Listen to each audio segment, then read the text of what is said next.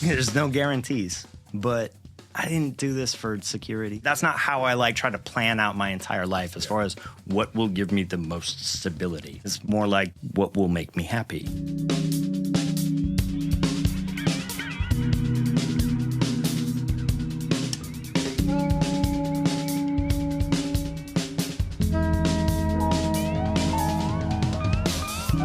Welcome, everybody, to Nashville Drummers Podcast, episode 69. Today's guest is Andrew Nesbitt. Andrew is somebody I ran into early in both of our Broadway experiences. In his first few months, I ran into him and noticed he was a great player, and we just talked shop a little bit and got along. And I thought he was an interesting dude, and I've always wanted to have him on the show, and it was an excellent opportunity to do so finally. Yeah, it was really great meeting Andrew, and this is like most of our episodes. This is very wide-ranging, cover a lot of ground, kind of open talking about body awareness and his experience actually creating different percussion accessories. He takes us through his time at Berklee, studying with Mike Mangini. It's pretty cool hearing that experience. And he offers some really good, valuable advice for young drummers, either moving here or drummers that may already be in the scene, but maybe in that lull period without a gig. He offers some really good, positive advice to kind of keep plugging away, and that calls could be right around the corner. He also offers a little bit of insight onto what his favorite dinosaur is. And with that, I want to let you know that the Music City Drum Show is once again fast approaching, and you should get tickets now. That's right, Nate. July 19th and July 20th, right here in Nashville, Tennessee. And use the promo code NDP for 10% off tickets. Online only at musiccitydrumshow.com. We'll see you there. Hugs and kisses.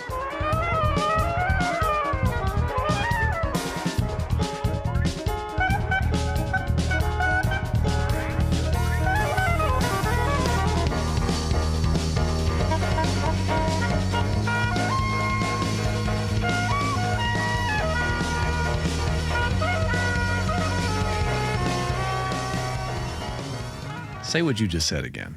I put together a shaker the other day. You made your own shaker? I made my own shaker out of 3 already made shakers that I decided to combine and affix together. Would you describe said 3-part one shaker? Sure. It's 2 identical Alex Acuna stadium shakers, the pale gray one, the super loud one. Yep. So I got 2 of those, and I wanted to put them together, like zip strip them together. Yeah. But in order to make sure they actually stayed without like kind of offsetting from one another, I put an egg shaker in the middle of them, partly for sound, mostly for ballast and for just kind of structure. Once I did that, they no longer sat perfectly on top of one another. There was a little bit of back and forth give. Yeah. So I put a tiny bit of weather stripping tape on the edges to kind of cushion them, and then gaff taped it all around. I want to hear this thing. Yeah. I want to see it too. Shaker Megazord. Did you name it? Honestly, I think you just did. Yeah. Shaker Megazord. There it I is. think is the That's sick. go-to.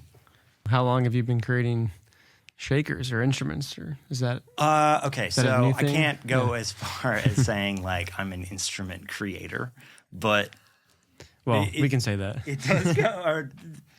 It's literally going All to be right. the tagline for this podcast. Instrument creator. Big I like shaker this. guy, yeah. I like And the shaker. I'm forever the shaker guy, no matter what we talk about. Sorry, for that's the it. next couple hours. So it's over. First I impressions. actually have a history that goes back a number of years as far as just putting something together that's a little bit left of center, or buying one of these and one of those and taking them apart and combining them, because nothing existed that combined those 2 sounds, but that was what I heard and wanted. Yeah. And no one was making it, so I had to make one. I love it. I think the first one of those things that I did was one of those hi-hat tambourine attachments. You just kind of like screw it onto the On the like the shaft itself. right. So I took one of their headliner series that has like 2 rows of jingles, and I had a previous one with only 1 row of jingles that I think was brass. Maybe that one was nickel, and I got a brand new one in brass because they didn't have one that combined both brass and nickel. They do now, but they didn't like 15 years ago when I made this. Interesting. And so I like just got a little screwdriver and unscrewed some of the things and like took half of the jingles off of this one and put them onto that one. And I left a little space where there was no jingles and then put a little bit of weather stripping tape and other tape around it to create a little pad area so I could like actually hit it with my stick. Because at the time I didn't have a separate mounted tambourine.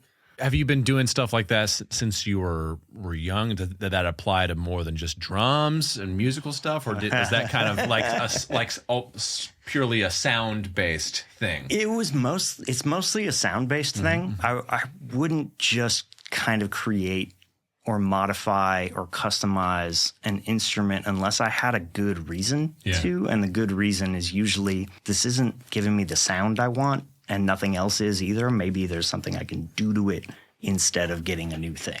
Do you remember the first time you did that? I think that tambourine was the first time I did that. But to answer your question of did that come out of a musical thing or did that come from somewhere else in my life or is that used somewhere else? But I think it came from just loving arts and crafts stuff when I was a kid. Yeah, okay. Like I just really loved making stuff. Yeah. I loved art classes and putting things together. Not really all that gifted as far as like visual art, like making it. But I always loved working with my hands and putting stuff together. Sometimes taking stuff apart and figuring out how it works. And seeing if I could put it back together in a different way that would suit my needs better. Yeah. I can't always figure it out. But do you think that's common among drummers? That characteristic? I think that mentality exists a little bit amongst drummers because of the nature of our instrument. Yeah. If we play drum set, that's standardized, like this is where everything goes with the heights and angles, and that's how a drum set is. No, it's a set of instruments that you put together based on your own preferences, playing style, and shape of your body, how long your arms are, how tall you are, like how much you lean over, how much you lean back. It's different person to person. And I would set it up a little differently if I'm playing really low volume jazz gig versus going to be smacking the absolute crap out of the things on a really, really loud main stage gig. Slightly different. I'll put the cymbals in a different place. I'll put the drums at a slightly different angle if I'm going to be hitting them hard. Because we just have to do that every time we get on stage, figure out the new puzzle of like, okay, I want the hi-hat 1 inch forward, but the foot is up against that foot. Now I got to move 3 things to move this one thing. There's a little bit of that, let's figure out how to put this together quickly in a slightly different way every single time that I think translates better on our instrument than anyone else's, because we have to solve that. I agree. All the time. We're it's just like professional problem solvers. Yeah, it's a new little set of puzzles every time. And hurry up, come on, we're gonna lose the crowd. And like the sound guy's got 2 other floors to get to, and is that a little too real? Oh man, so real. I was having a little flashback actually. Yeah, that reminds me. Kind of related. This past weekend, I had some gigs and we're setting up. It was all backline, so I showed up with nothing but sticks, which is nice, but you never know what you're going to get, right? Yeah. 2 things for this gig. One, I found out the floor tom was upside down, which that's happened before, but I didn't realize it until like after sound check because I was like, why is this floor tom so low? I was like, oh, it's literally upside down. Then the sound guys asked if we want to click in the house. In the house? And he was serious, and I know he was serious because he then proceeded to put it in the house. Yeah, like in the mains. Yeah, click track. Oh my God. And I've been losing sleep over that. I'm like, in what world, like you're doing, this can't be his first gig. I mean, oh my God. It's funny, but also kind of scary. That hurts. That hurts my soul. What do you just mean? A little bit. How is this your first day with music? We didn't even know. I just looked at our guitar player. I'm like, I want to know what the probability in his head was of expecting a yes. Yes, I want the click in the house. Yeah, make it the loudest thing in the mix, man. I want everyone to hear it. Yes. I mean, hey, you know what? Sometimes maybe that would be nice. I had a crowd. No, it's never acceptable. Hey, you know what? That's Listen, I'm clapping on 1 and 3. But at least when they're singing the line, if you give them a space, they're gonna stay in time. Theoretically, maybe, but maybe, yeah. They don't hear unless the click is a cool sound, know. because it doesn't have to be. I'm thinking of it as the metronome sound, but it could be like a cool shaker.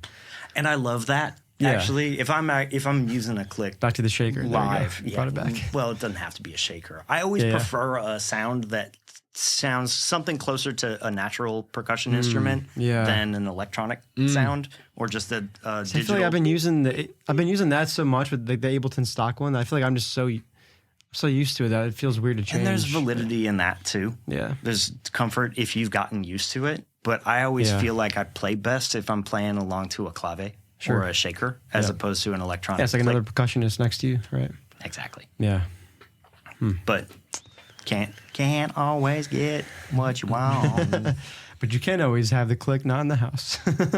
So Hopefully. would you take like a cowbell sound over the electronic click, or like what? Or Yes, although the stock cowbell sound on a lot of click apps is crap. It's annoying. Yeah. And if it's really annoying, no, I'm not going to put that as the click because I Yeah. don't want clunk, clunk, clunk, clunk for 4 hours in my head, like delivered But why straight not? into my head. Yeah. Because I'm going to hear it in my dreams.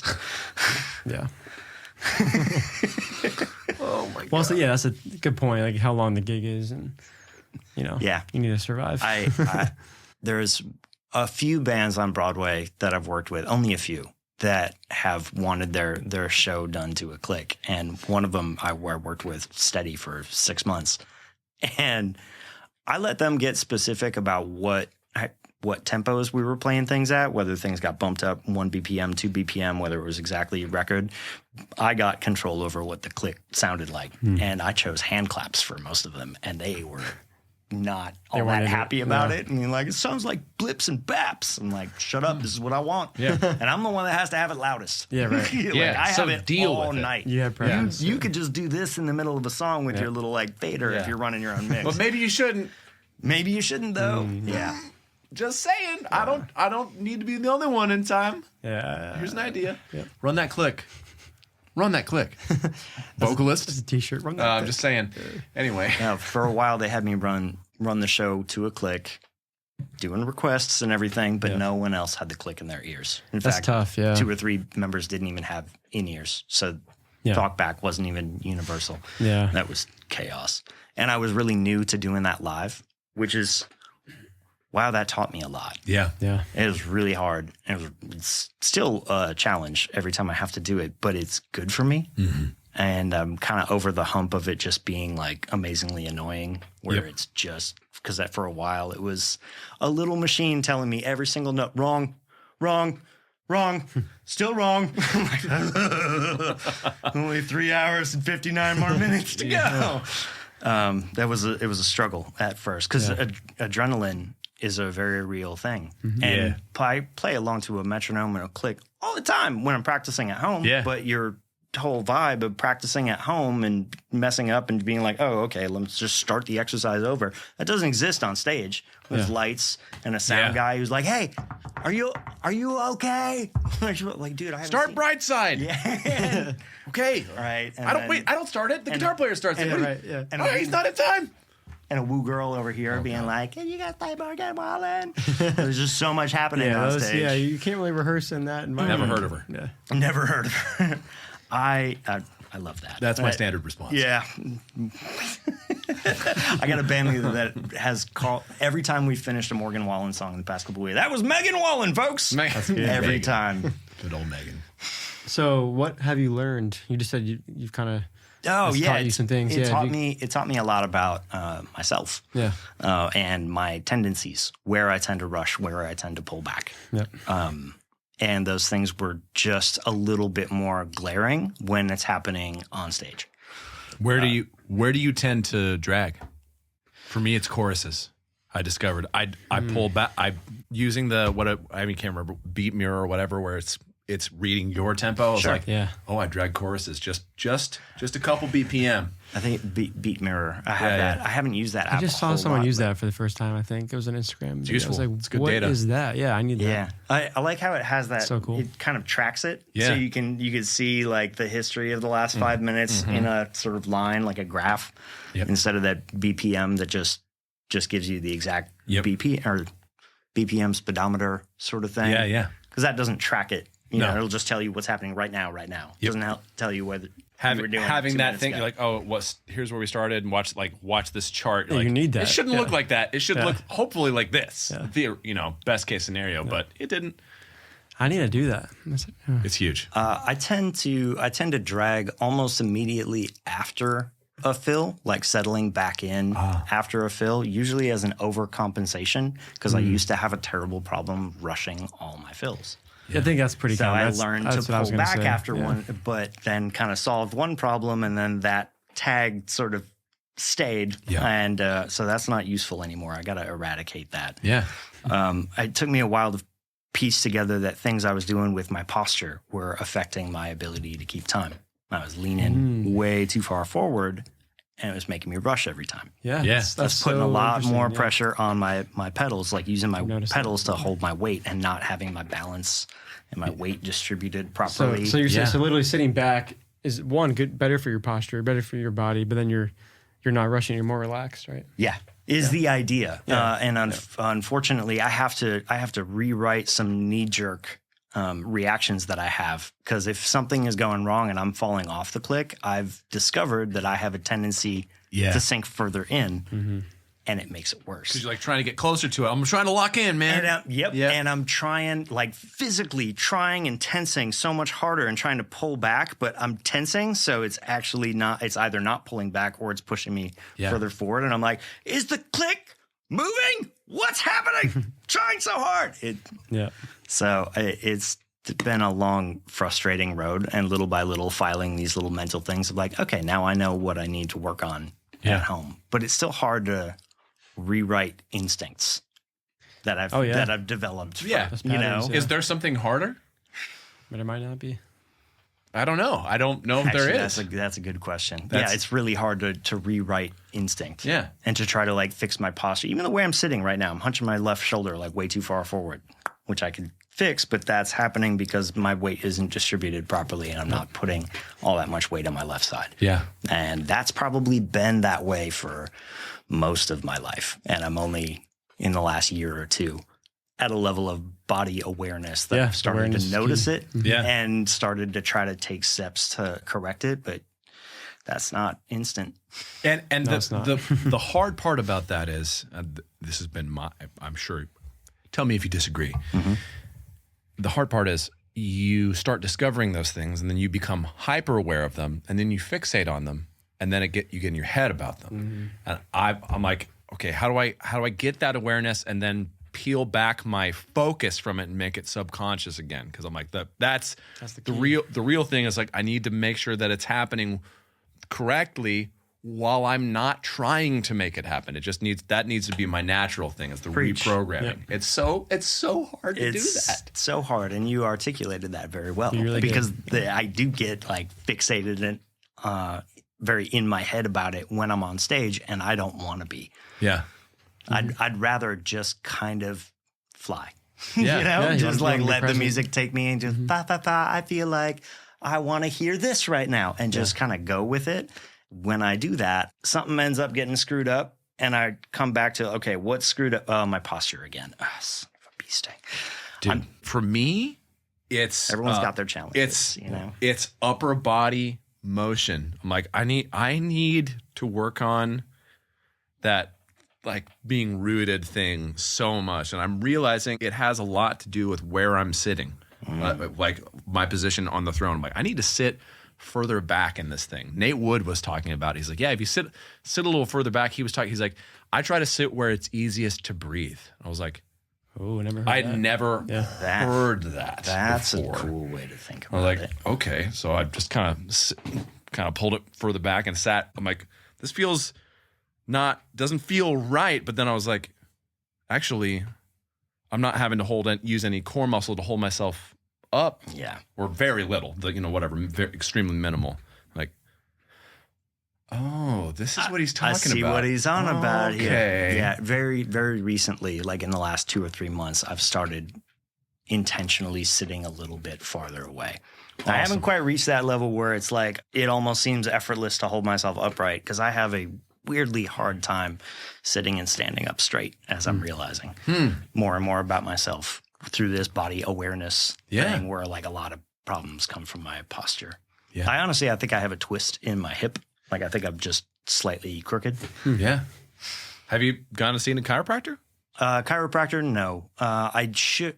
The last time I went and got a massage, though, because I do love getting myself a massage when I can. My massage therapist suggested that I go to this particular place and get a gait analysis. Yeah. Yeah, I got that down. That would have like, Yeah, I haven't actually talked to anybody that's done I this. think that's what it was called. I mean, I've been going to shout out to the musician's physician, Charlie and Cheyenne, Kafari, they have a practice here in town. Okay. Yeah, they're awesome. Obviously, they specialize with musicians and drummers, a lot of drummers. Uh-huh. But yeah, they're full service. Yeah.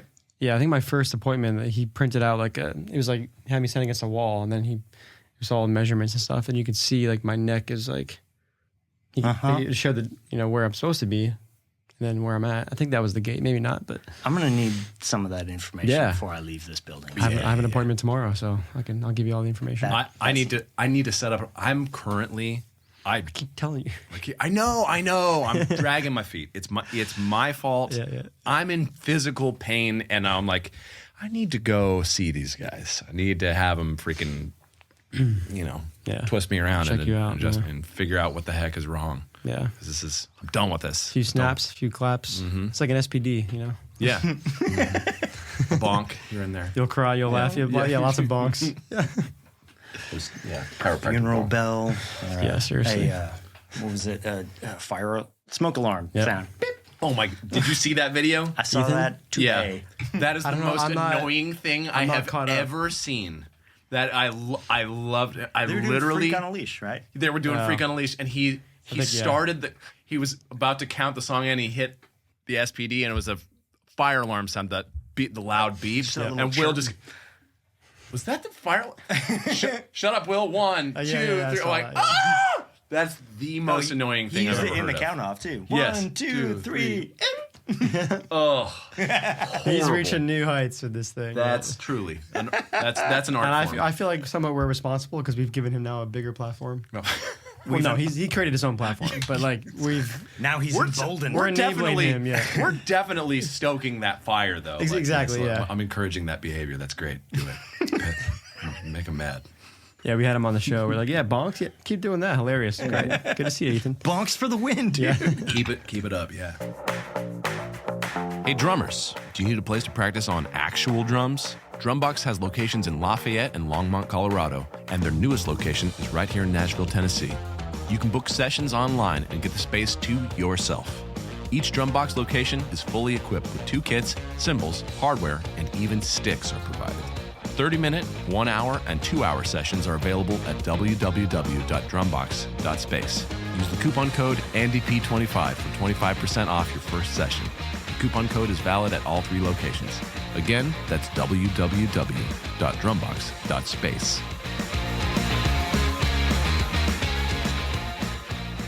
Anyway. Okay, so how do you two know each other? Give me the Broadway. Give me the background. Broadway, okay. Broadway.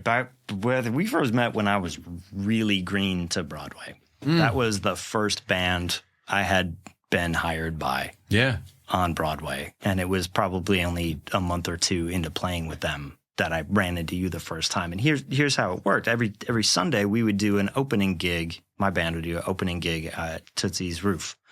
Yep. And your band was coming on to play 2 to 6. Yeah. After that, every time. So we just every time I played that weekly Sunday thing, I would see you at Changeover and hang out long enough to at least see you sound check and play, and was like, holy crap.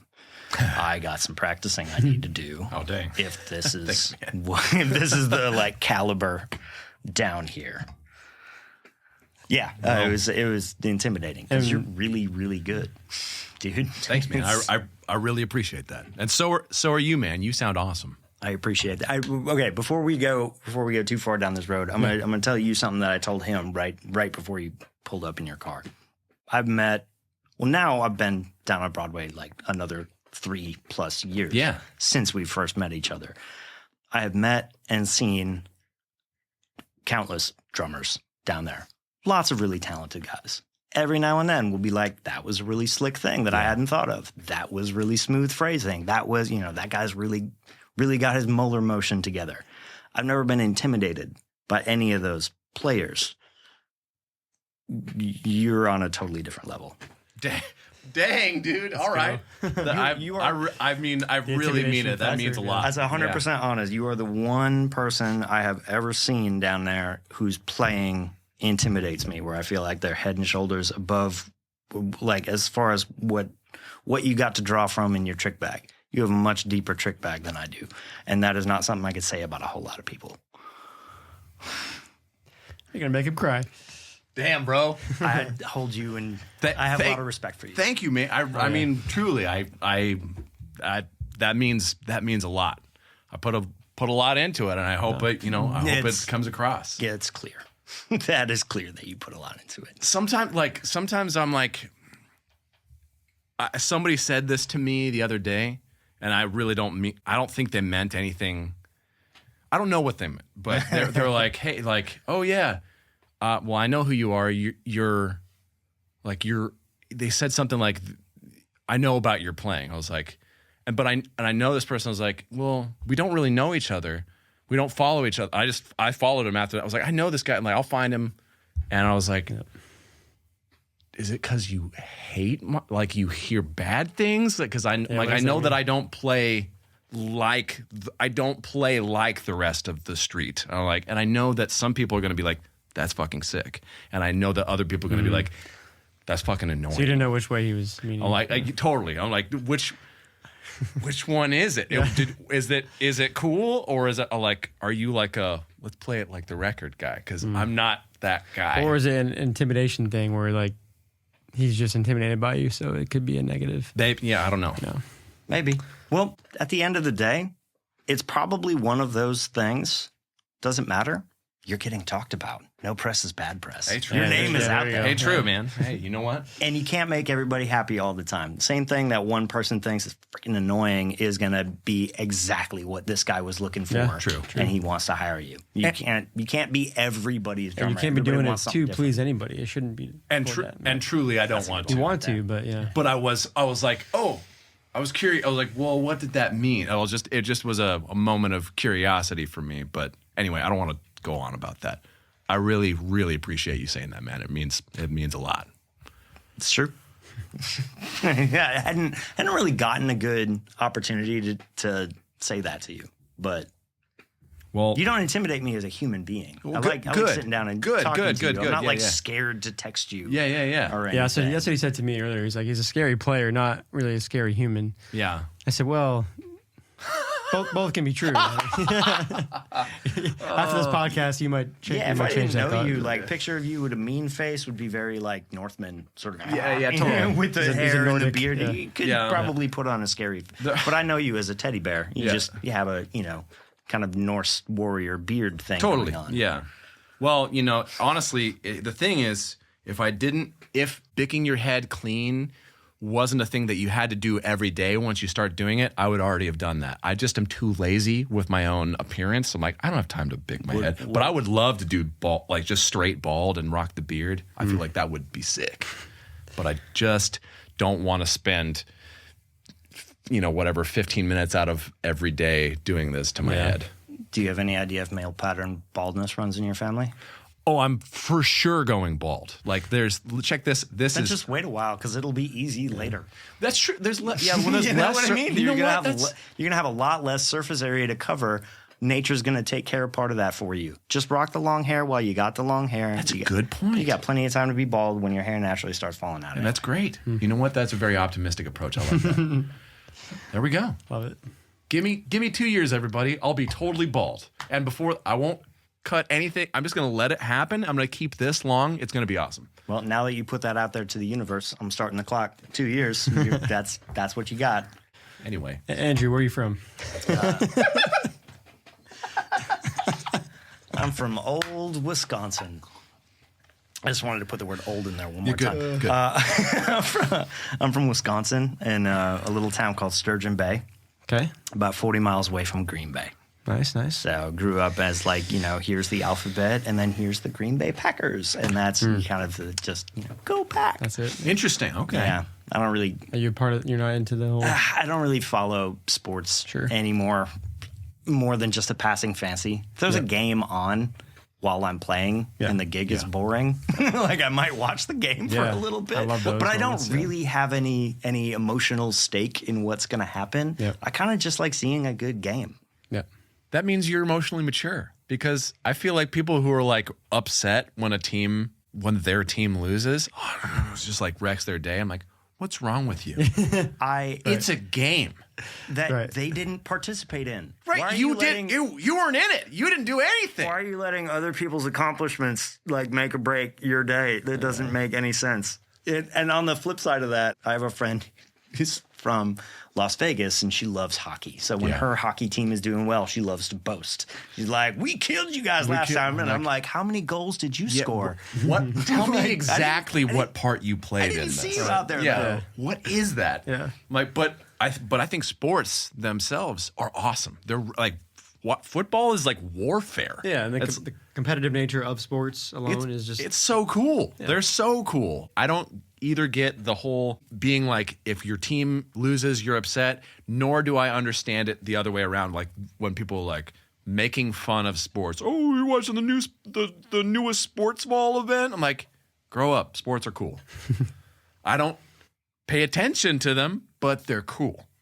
Yeah, and it's just like there's a whole bunch of things out there that are awesome that I'm not paying attention to, but I know they're awesome.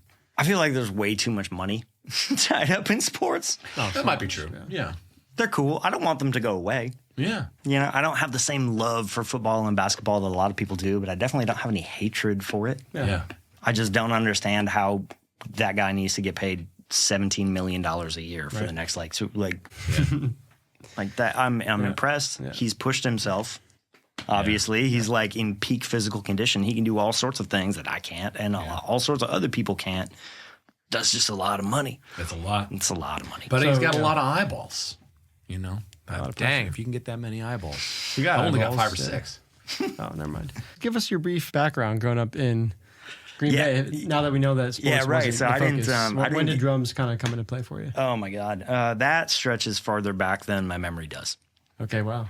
I could tell you some early childhood things, but they had to be retold to me because some of them are from when I was way too young. Apparently, I had an uncle that, I was aware of the uncle. Apparently, my uncle sat me down at his drum set when I was about 2.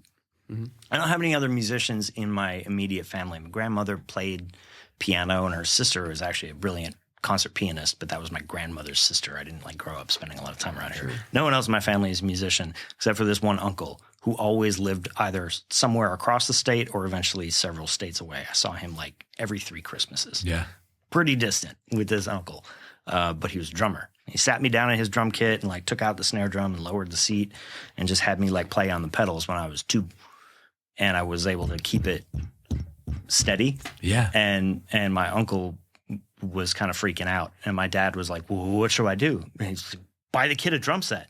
Obviously, buy the kid a drum set. Something here, yeah. So I got a little toy drum set with paper heads when I was 3 for Christmas, and I think my favorite childhood picture of me is Christmas morning when I'm 3 years old in this bright red onesie playing a bright red sparkle drum set with paper heads, which a week later was duct tape heads, with plastic yellow drumsticks. And then someone took a picture from back here, and I'm like, look how happy I am. That's sick. 3 years old. When I was 4 or 5, and I got my kindergarten picture taken.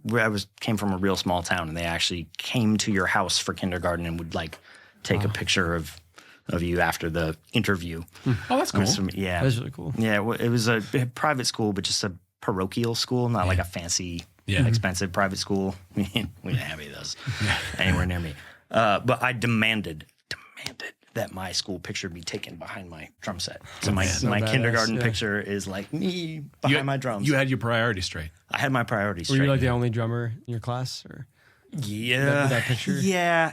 I mean, I think I was the only person that had a prop at all. I just I'm sitting behind my drums, or you don't get a picture of me. They're thinking, I was 5. This kid is extra. I probably was. Yeah. And I went through a few phases like everybody does as a kid, where I want to be a such and such when I grow up. For a while, I wanted to be a paleontologist. I was really into dinosaurs. And I have a very left brain, math and science. Science is fascinating to me. Yeah. And history is fascinating to me. So I loved dinosaurs and went about as deep as a 5, 6, 7, 8-year-old could, as far as research that I could understand into what paleontology is. What are your top 3 favorite dinosaurs? Top 3 favorite dinosaurs. Here's one that I always loved as a kid because it was difficult to pronounce and really fun to say. Archaeopteryx. Archaeopteryx. Basically, it looks like a what you would imagine a phoenix would. I'm gonna look it up. Big, awkward red bird. How do you even spell it? Archaeopt? What is it called? I can say it. I'm gonna try it. I'm gonna try to spell it. We're going to get a picture here. And then we have to remember that Is it? Wow, I wasn't think think of like there's a Y and an X in there? like a pterodactyl, a pterodon, but much Wait, more this thing? feathers. Like Yeah, it looks like a freaking actually bird. looks like a bird. Those are tattoos. That thing? Yo. Yeah, Archaeopteryx. I'm a fan. Yeah, I probably wouldn't have gotten that right if you had me spell the entire word just from memory, because damn, it's been a long time since I've seen that spelled out. Yeah. But it took me some tries to be able to pronounce it. So that was only one. Said That's one. Top 3. That's one. Velociraptor. Yeah, got it. I mean, Because they're absolutely terrifying. I mean, everyone loves a T-Rex, and I love a T-Rex too, but then T-Rex can chase you really fast, but I can outsmart a T-Rex. yeah. I can't outsmart a Velociraptor. Those things are terrifying. Okay, what's number 3? I don't know. You know what? I'm going to say Stegosaurus. I would love me a good Stegosaurus. love a stag. Good stag. Yeah. Those, like, I don't want a mohawk necessarily, but like Yeah. all the fins Right. down his back. That was cool. And The fact that he had spikes. like some spikes on the tail, that's badass. Yeah, who doesn't want spiked something? You know what I'm saying? Like Lemonade. Doesn't Yeah. Also, new You're podcast fired. question unlocked. What's your favorite dinosaur? dude? Oh, absolutely. Beware for any future guests. We got noodles and dinosaurs coming You at better you. show up knowing what the fuck your favorite dinosaur is, or get the fuck out. You guys have noodles. We have questions about noodles. Okay. This is truly the podcast you can prepare for. Yeah. If you think it's about drumming, it's really not. If you would have given me a list of things to prepare, I would have somehow screwed it up. No, you're good. So yeah, I'm better have off faith with a that you would have. podcast that I can't prepare for. Yeah. And just keep the things kind of random. That's what this is, more or less. How do you get the perfect Nashville kick drum tone? It starts with a Lowboy Leather Daddy bass drum beater. This leather-faced beater occupies the sonic space between felt and wood beaters. It's punchy enough to cut through the mix on those 4-on-the-floor barn burners with the warmth you need for slow ballads. Okay, but who plays a Leather Daddy? Garrett Goodwin from Carrie Underwood's band uses one. Lee Bryce drummer Donnie Marple plays a pair. Walk down Broadway any night of the week and you're going to hear one. In Nashville, you can test drive a Lowboy beater at Drumbox and grab one at Forks, Drum Supply, or Nelson's. Check out lowboybeaters.com to learn more.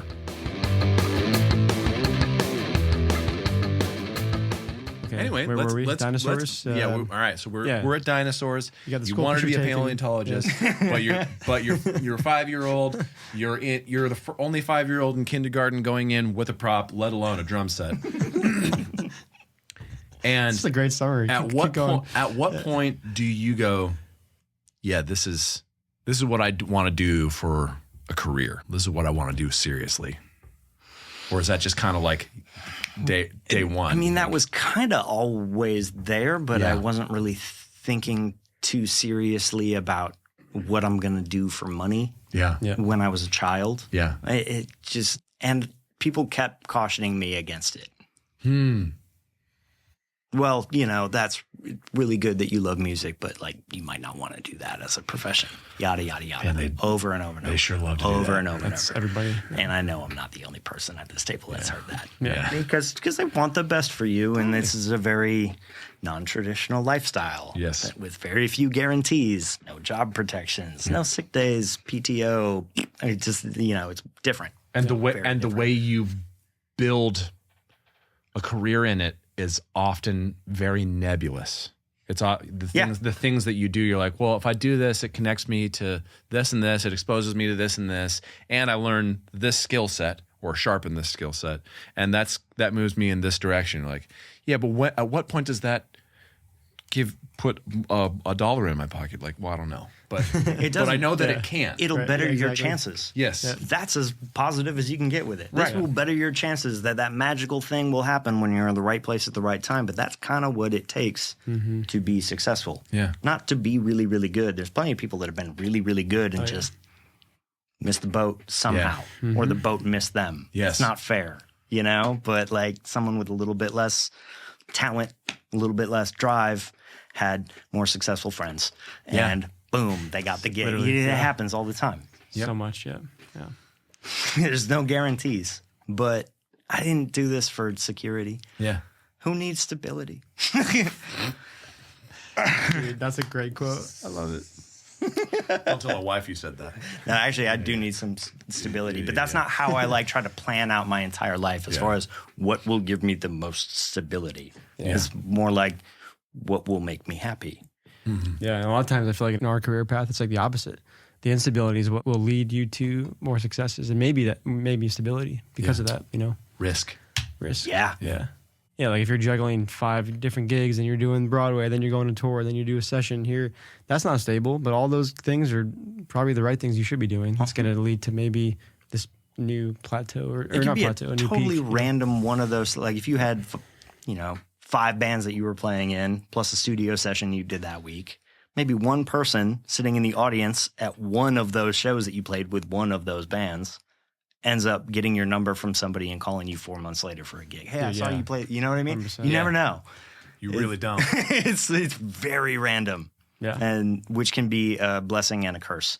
Because sometimes random things will just fall on you when it rains, it pours. Like boom, boom, boom, boom, boom. My phone's just blowing up with opportunities I'm right going now. through that right I'm now, having honestly. to say no because some of them are great. overlapping. This is great. And then like weeks go by where nothing comes, and you're like, "What have I done? Yeah.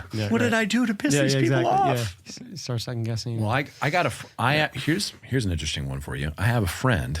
I don't know if you've met him yet. We'll talk later, but he's trying to break into the Broadway thing. He's an incredible player, incredible drummer, and he's new to town here. And he's been really studying hard. He's down there like 4 or 5 days a week listening to bands. He's been spending like 10 hours down there just listening, taking notes, taking video, taking audio recordings, and studying the tunes. He's doing the thing. yeah. Okay. And a fellow Berklee alum, actually. So, and he's also discovered. We need to talk about that. He discovered the Berklee prejudice that some folks down there have. I've found out about from multiple of my friends who went to Berklee. Are like, yeah, people have said things like, "Oh, well, just don't let anybody know you went to Berklee." I'm like, what the fuck? Yeah. What's everyone's problem? I didn't realize that I was supposed to be ashamed of this. I'm like, interesting. But he's often at this point discouraged because he's not yet on a gig. He's just in the studying and amassing mode. Mm-hmm. What would you say to this guy? I understand being discouraged. It's not over. Don't get discouraged. I mean, he's just starting, yeah. You're just. In fact, anyway, I'll let you. I had to wait a solid 2 months for a phone call Yeah. after like proving myself Yeah. to be Broadway worthy. Asked myself every single day in those 2 months, why haven't I gotten a call yet? That disappeared the day after I got a call. Yeah. You know what I mean? It Yeah. didn't matter anymore. But when you're in the struggle, you just don't see that it's going to end. So you imagine that it's not. Yeah. But it will. If he's that good and he's been putting that much time in, he's not going to go unhired. It's not going to happen. He's going to be fine. I can't tell him when. Yeah. I couldn't tell you when. I can't predict that. Everyone probably had a different way of like just getting their foot in the door on Broadway. And even once you get your foot in the door, there's not necessarily a guarantee as to how fast it's going to pick up. Yeah. Yeah. And how fast your number is going to get passed around, how many different people are going to call you within the first 6 months Yeah. looking for fill-ins, or maybe hire you as their permanent thing. Yeah. Everybody's different. Everybody's path is different. I would say, honestly, I would give him a big pat on the back for being as diligent as he's been, because that is more disciplined than I was. way more disciplined than I was. I'm like, watching him do this it's been inspiring me. I'm like, oh dang, he's really putting in the work on this. I got to be putting in work too. I honestly, I could probably circle back to doing a little bit of that because I'm spending tons of time as a fill-in. Yeah. So I got a lot of songs I need to be studying because I'm getting dragged through the mud a lot, playing with a rock band one day and then an exclusively country band the next day. Yeah. They're calling all sorts of deep cuts because they love country music and I love not being dragged through the mud on stuff. Deep cut country, man. That's a weak spot for me too. Yeah, I love playing music. Yeah. I never loved country music. I never did. Yep. Just like I learned it because I had to, and I will continue to learn it if I have to. But I'm not gonna know like that one random song off the Garth Brooks record because I learned these 3 that you told me to learn. Right. And I disregarded the rest of the record. Yep. Sorry, Garth. I'm like, it's. What did I do? each their I own. went to Spotify. Sorry, I did. I went to Spotify and I listened to the top 5 songs of all these artists. Oh my God, Spotify. That's all the time you had. So That's what you're gonna get. Yeah, that's what we're getting. Spotify is probably the one subscription I've had for years that I would say is the most valuable subscription I've ever had. More than Prime, more than Netflix. I hate to say it, but it's true. And I'm like, I know it's an evil empire. I'm like, I'm just gonna try to use it better than it uses other people. Yeah. Ooh, I like that. I don't know. Maybe that's just cope for me, but that's the way I look at it. Like, fuck these guys. But at the same time, I do want to be able to hear 100 different bands on one thing. Just really. I don't love the idea of them only paying fractions of a penny for millions of plays to people. But I'm also not like when I have 30 seconds to learn a song that I've never heard before. Correct. I need it to work now. Invaluable resource. Right now. Yeah. Not like pop-up ads. Oh, have you tried this thing? Oh, sorry, the link's not working. Yeah, let me just hit YouTube and hit a 30-second unskippable ad before I can hear the first 15 seconds of the song. Exactly. Window of time is gone. Boom. That's it. We got to we're starting to lose the crowd. We got to count it off. Exactly. And 2 of those and you're not on the next gig. Yeah. Oh no. Yep. Well, I think that's great advice. Honestly, that was very well said, and I think you're 100% right. Like patience is a big part of it, and it's hard. I've fallen into that same thing too when I'm still struggling, and I'm like, when is it ever gonna end? It is so easy to get in your head of like, but then as soon as you get that call, it's like you forget that you were even in that run. Yeah. You know? Then now it's not a problem anymore. But I want to go back to something you said. I think especially in this town, it's true. If you're good, like you will work. That's come up before. Maybe you've said it or another guest. Say it again for those in the back, right? Like if you're good, like you will be hired. You will work.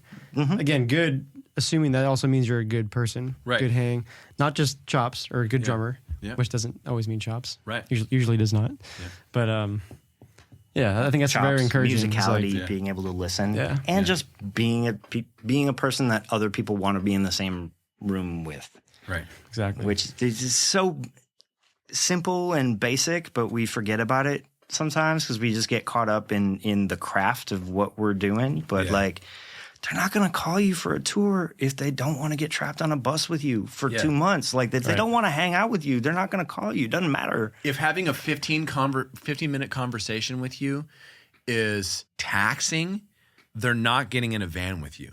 Yeah. Because then when that van breaks down, that's not going to be fun. That's not going to, no one wants that. Yeah. They want to be like, well, you want to be, and here's the thing, in most of these situations, you're largely replaceable. Well, we're going to get somebody else that can do the job. They can get it done, and we like them. Like, you got to be somebody's. It's very important to develop friends, like actual friendships, build a real relationship with something. Like, I want to continue working with you. I want to hang out. I want to be friends. I want to do that. Like, that's real. Yeah. Go deeper than just, well, gig's over. See you later. Never going to see you again. Yeah, and there's some that I treat like that. Yeah. There's some that very much are like, are we done? All right, cool. Backing up, going home. Totally. Punching the clock. Not everybody has to be your best buddy. Nope. But you got to have. I have friends. endeavored to to cultivate some relationships downtown, which has paid dividends. Yeah. I want to give a shout out to, you guys know Jack Steiner by chance, guitarist? I do by chance know Jack Steiner. That's right. We were texting about this, I played a gig with him last month. He said something to me that was, we were at a, it doesn't matter where we were. We were, after the gig, we're having some drinks. And he said, it's not your gig, it's your turn. That hit me. It's like, that's so true. You know what I mean? Like, even if it is like your gig, if you're the main drummer, it's not your gig, it's your turn. That's such a healthy mindset to have. Yeah, it's your turn. And that's going to help when you inevitably maybe do get replaced. So it's like, well, it's this guy's turn. I'm happy for him. Yeah. What a cool thing to hear. I like that. That almost erases the possibility of this sense of entitlement afterwards. A bit like, well, why did I get fired? I deserved that gig. Right. Yeah. Did you know? Yeah. Like, is it very calming? That's not necessarily what it's about. Yeah. It's just someone else's turn for one reason or another. And topically, Josh Freese is feeling that right now. Yeah. You see the list he put out? I did not see the list yet. I need to see it. I need to see that. Yep, I'm gonna go look for that because I know I saw the post the other day. That's like his Insta post, and I remember seeing it. What do we think? Like, I feel like unless it's Taylor's son, who the hell? Like, I really want to know what's going on. I'm sure we will soon. But Yeah, Sput had an interesting take on that. Yeah. Yeah, he was just basically like, he posted, it was like, who's going to tell him? Or like, tell him. He's like, he wasn't cutting it. He's like, clearly. He's like, that's just how that goes. I'm like, I don't know if that's the correct perspective. yeah, but or what does not. that mean? That could mean multiple things. It can mean right? it can mean a million things. Yeah. It could be a hang thing. It could be an energy I on get what you're stage saying. thing. It could be anything. It's almost so simple that it's like, oh yeah. It's like, but whatever it was, Well, I think it's your turn. Great, like awesome. Exactly, yeah. Yeah. That was his turn for 2 years or whatever. I think we're all surprised because we know deep down it can't be like he's not good enough. It's not a skill issue. It's not a skill level, Yeah, there you but go, for yeah. one reason or another, it's just probably not the right fit. Yeah. And that could be any number of things. It could be a personality thing. It could be just a time feel thing. It could be. Here's where my mind went when I first read that Josh was getting let go from Foo Fighters. I'm like, you're gonna fire that guy? I know. That guy's amazing. Yeah. But he's replacing someone that was one of Dave Grohl's closest Irreplaceable. friends Yeah. and the drummer in that band for how many years? How long was Taylor in that band? A very long time. That's actually a great question. When you're replacing someone that has been the drummer for 15, 16 years, it almost doesn't matter what it is that you can bring to the table because you're going to be a constant reminder to them of what is no longer on the table. Exactly. You know what I mean? Like that's kind of an impossible situation to walk into where like they're going to keep, well, you know, Taylor used to play it like this. And like, can you, and I'm not saying anything against Dave. I have no insight or insider information into what's been going on or if that's where my mind immediately went. Yeah. 25 years, by the way. I just 25. 25 years? 25 years. That's a long time a quarter century to build up a vibe with your people on Exactly. stage. Yeah, right. That's a lot. I would be terrified going into a situation where I was trying to replace a drummer who was best friends with the lead singer, who was also a drummer for 25 years. Yeah, of course. I don't know if anything I tragically. could do would make the muster because I can never be that guy. Yeah. Like you said, that's an impossible task. And probably you're thinking, and I also don't want to. I don't want to be that guy. I want to be me here. Yes. Yeah. That's you know what I mean? I think that's a difficult situation for everyone involved. Yeah. He'll be Because fine. for the band. It was maybe- nice seeing all the comments and people obviously supporting him. totally. All the humor. And he deserves behind all it. the love. He's a Yeah. freaking legend. He is a great Like drummer. Stuart Copeland commented, it was like, oh, was it one of the Poodles or something? You know, was it the Poodles? And someone else was like, now I don't have to listen to the Foo Fighters to hear you play. Or, A lot of people said that. I'm like, dang, what's with all the Foo hate? It's crazy. I love the Foo Fighters. I don't know. But a good reminder. I mean, we shared a thing on Instagram like that week. It was like, even at that level, you are replaceable. Yep. And for he might not get a reason. You're never you never reach that tier in the music industry where you're like, I'm safe now. Yeah. My gig is totally safe. Yeah. Unless you're in like a legacy band that just never went away and you've been playing the same songs for 40, 50 years. Right. Maybe. If it's literally your band, if like you maybe if you started it. Well, to quote Marcus Finney, another great quote about all this, he said, unless you're writing the check, it's not your gig. Yeah. Unless you're cutting the check, So unless you're the artist or unless you've created this band, Yeah. it's not your. That is actually a good tact to take. You've heard of Drum Supply, but you gotta see their shop. It's a drum shop experience like no other. They're packed with all the gear a working drummer needs, and so many parts, noise toys, and accessories. It's a toy store. Curated cymbals, kits, and snares. The hands-on percussion room is nuts, and their custom shop work is fast and affordable. Andy and the guys know their stuff, and they're ready to help. And the big news? They've just moved to an awesome new location near the corner of East Trinity Lane and Dickerson Pike. Still in East Nashville, just a couple miles from their old spot, the all-new Drum Supply is twice as big, featuring a dedicated cymbal room, a lesson space, and even more drum gear than ever. Go see the new Drum Supply shop for yourself. Now open 11 to 5 at 2211 Dickerson Pike and online at drumsupply.com.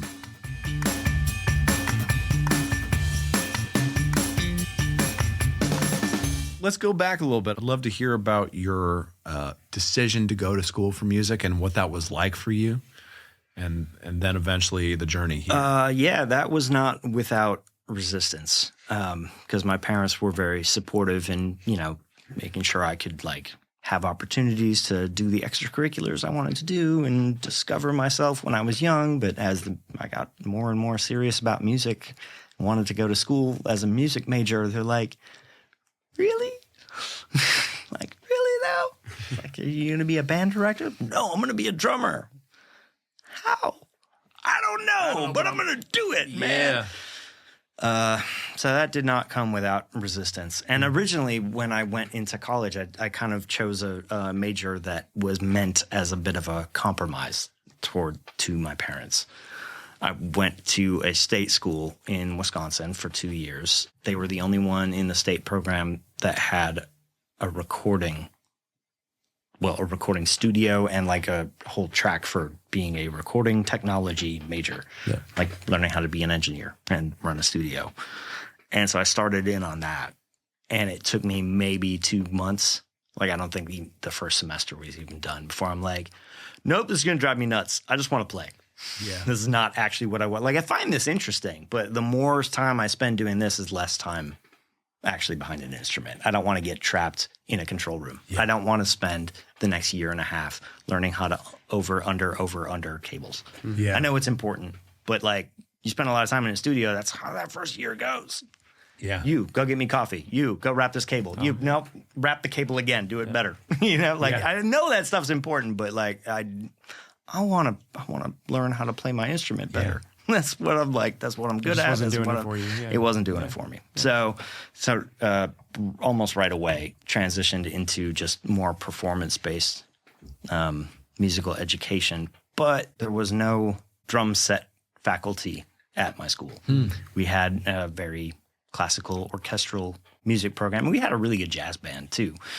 But there was one professor per instrument, and we had one percussion professor. And to her credit, she was brilliant at all things orchestral percussion. She was the timpanist in the orchestra for that city, which is not a huge city. I went to UW Oshkosh in Wisconsin for 2 years. But I could get no actual drum set lessons at the college level because she didn't play that. So we had to have lessons, and it had to be on something. So I had to get real good at four mallet, marimba, and vibraphone for a while. Wow. Yeah, as well as a whole. I mean, I did love spending time in the percussion section because every day is okay, what kind of techniques and what kind of instrument do I get to play today? Yeah. But you fall into I like this one. I'm not really crazy about that one. I love this one. Yeah. Can I just play that one instead of just going, okay, I'll spend more time with that one, I guess. So after that first year of college, I started looking for music schools to transfer to and applied to a couple of them. But I got into Berklee, or I got a chance to audition. Yeah. And then I got into Berklee. So that was great. It involved moving across the country, which my parents were terrified about, but let me do it. Yeah. Helped me do it, actually. They packed up the truck and the trailer and drove me to Boston. to move me in, and then drove all the way back to Wisconsin with an empty trailer going ka-chunk, ka-chunk, ka-chunk, ka-chunk, ka-chunk on the interstate, which must have been miserable. I spent 2 years at Berklee. So I did a total of 4 years of college, but unfortunately ran into some financial issues about 3 semesters before I would have graduated. I lost a lot of credits when I transferred. Gotcha. Berklee is a really great school, but they have a particular policy where they do not accept transfer credits for music classes from anywhere. Yeah. Anywhere. You can test higher and like skip a couple core curriculum, and I did in 1 or 2 cases. Started in like Harmony 2, but ear training 3 or something, like when I started there. So I got to bypass a couple of things, but I didn't get like retroactive credits for that. So that was a little bit of a bummer. I went in my 3rd year of college, starting Berklee. I was technically a 2nd semester freshman, which was frustrating. What was that change? Because it sounds like a pretty drastic change in your life, like going from a small town, Wisconsin, small college. Oh like my God. It was no real drum set faculty to moving to Boston. Yeah, it was one of the biggest it was a lot. cities. It was a lot. It was a very big change, but it was also everything I wanted. Yeah, like, I spent that probably gave you comfort knowing that you're doing it for the right reason. comfort. No, excitement. Yeah, excitement. Yeah, Like it was a sensory overload of all of a sudden I'm in a big city. I never really lived in a big city before, and I always wanted to. You know, I once spent my entire childhood trying to dream myself out of sleepy Midwest. Family is still there. I will go back every Christmas and for weddings and family events and stuff. I don't want to live there. Yeah. It's not, and it has nothing to do with like trying to be X amount of miles away from my family. Yeah. I just don't want to live there. Sure. I just don't like, the Midwest is very kind of flat and bleak and boring and I don't want to be there. That's it. I just wanted to be somewhere where there was more happening around me. So it was like a massive change landing in Boston for the first time and getting into this like fairly prestigious music school. And this is great. It's all happening. It's all starting. And I understood almost immediately when classes started why it has the reputation it does, why they didn't accept transfer credits for music classes. They teach at such a faster pace. Yeah. Everyone that, if you had to audition to even be accepted into that school, almost everybody at that school is like the best at whatever they do in their hometown. Right. Yeah. At that age, that like, you know, kind of like Broadway. I've heard a couple band leaders say that on Broadway. Like, everyone here on stage is the best in their hometown. And I look around and be like, yeah, that's probably actually right. Yeah. Like, he probably is the best guitar player in his hometown, and he came down here That's and an worked. all-star cast. Yeah. Right? So Berklee is a lot of that too. So they kind of just like, okay, you guys are all smart and want to learn music, right? We're going to cover all the There you things. go. Yep, Big, and they just start lobbing information at you. And it's not that they don't take time to explain it. They just hold you to a certain expectation of like, you guys are Berklee students. We're going to teach you about 3 times faster than what a state school would go. And I know that because I spent 2 years as a music major at a state school. And I remember telling people a lot after my first semester at Berklee that I learned more in my first semester at Berklee than my previous 4 at Oshkosh, just because it was so much faster. So much faster, and everything built on top of one. It's great snap. That was fantastic. Yeah. That was We'll use that. Yeah. Double snap. Yeah. Oh, Was look that at that. what rudiment was that? Was that like a that was just double strokes. was that triplets or double strokes? Dang. Nice. That's a nice little parlor trick. I need to figure that out. Let's go. I like sound effects. Yeah. Do you know how to play congas? Yeah, I do. So, Yes. right? Oh. Yeah, I've seen people You just do that simultaneously with both hands. It's the same thing, except you're not alternating. Oh, I've never tried that before. That's cool. Come on. I can't make it super loud, but Dang, if you could make that super loud, that would be insane. yeah. That's a little like Buddy Rich. Yeah, that I got. I like that little trick. I'll bet you do. Yeah. I bet This you do. I need. You and Jeffrey actually added me. He did a. You see the video of him doing animals as leaders with snaps? Oh, I was like, sweet Jesus. I was like, wait, how how are you doing that? He's like, oh, it's easy. I'll show you. I was like, it can't be easy. He's doing the kick drum pattern? He was like doing the chug patterns. Okay. I was like, that's sick. You're a nasty man. He sat in last week and I hadn't seen him play in a while, and he did it. I was like, can you just sit in for a song? I need to pee. And he sat in and he killed. He's so good. I love that guy. Yes. Anyway. Sit in on my gig. Give me a pee break.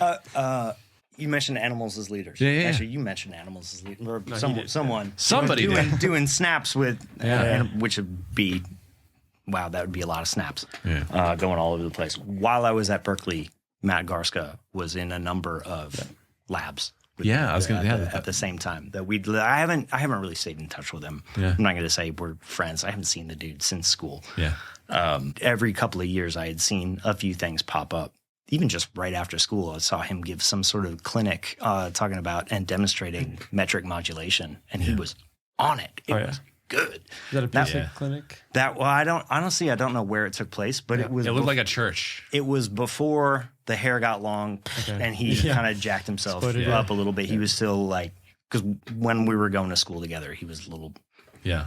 We were school age. Yeah. It was different. Yeah. And he hadn't found the gym like he has now. And now he's risen to the stratosphere and is like on the cover of Modern Drummer magazine. Yeah. And that's not even an exaggeration. I think he's had at least one Modern Drummer cover. Yeah, I think he's like he's on his like second or third, I think.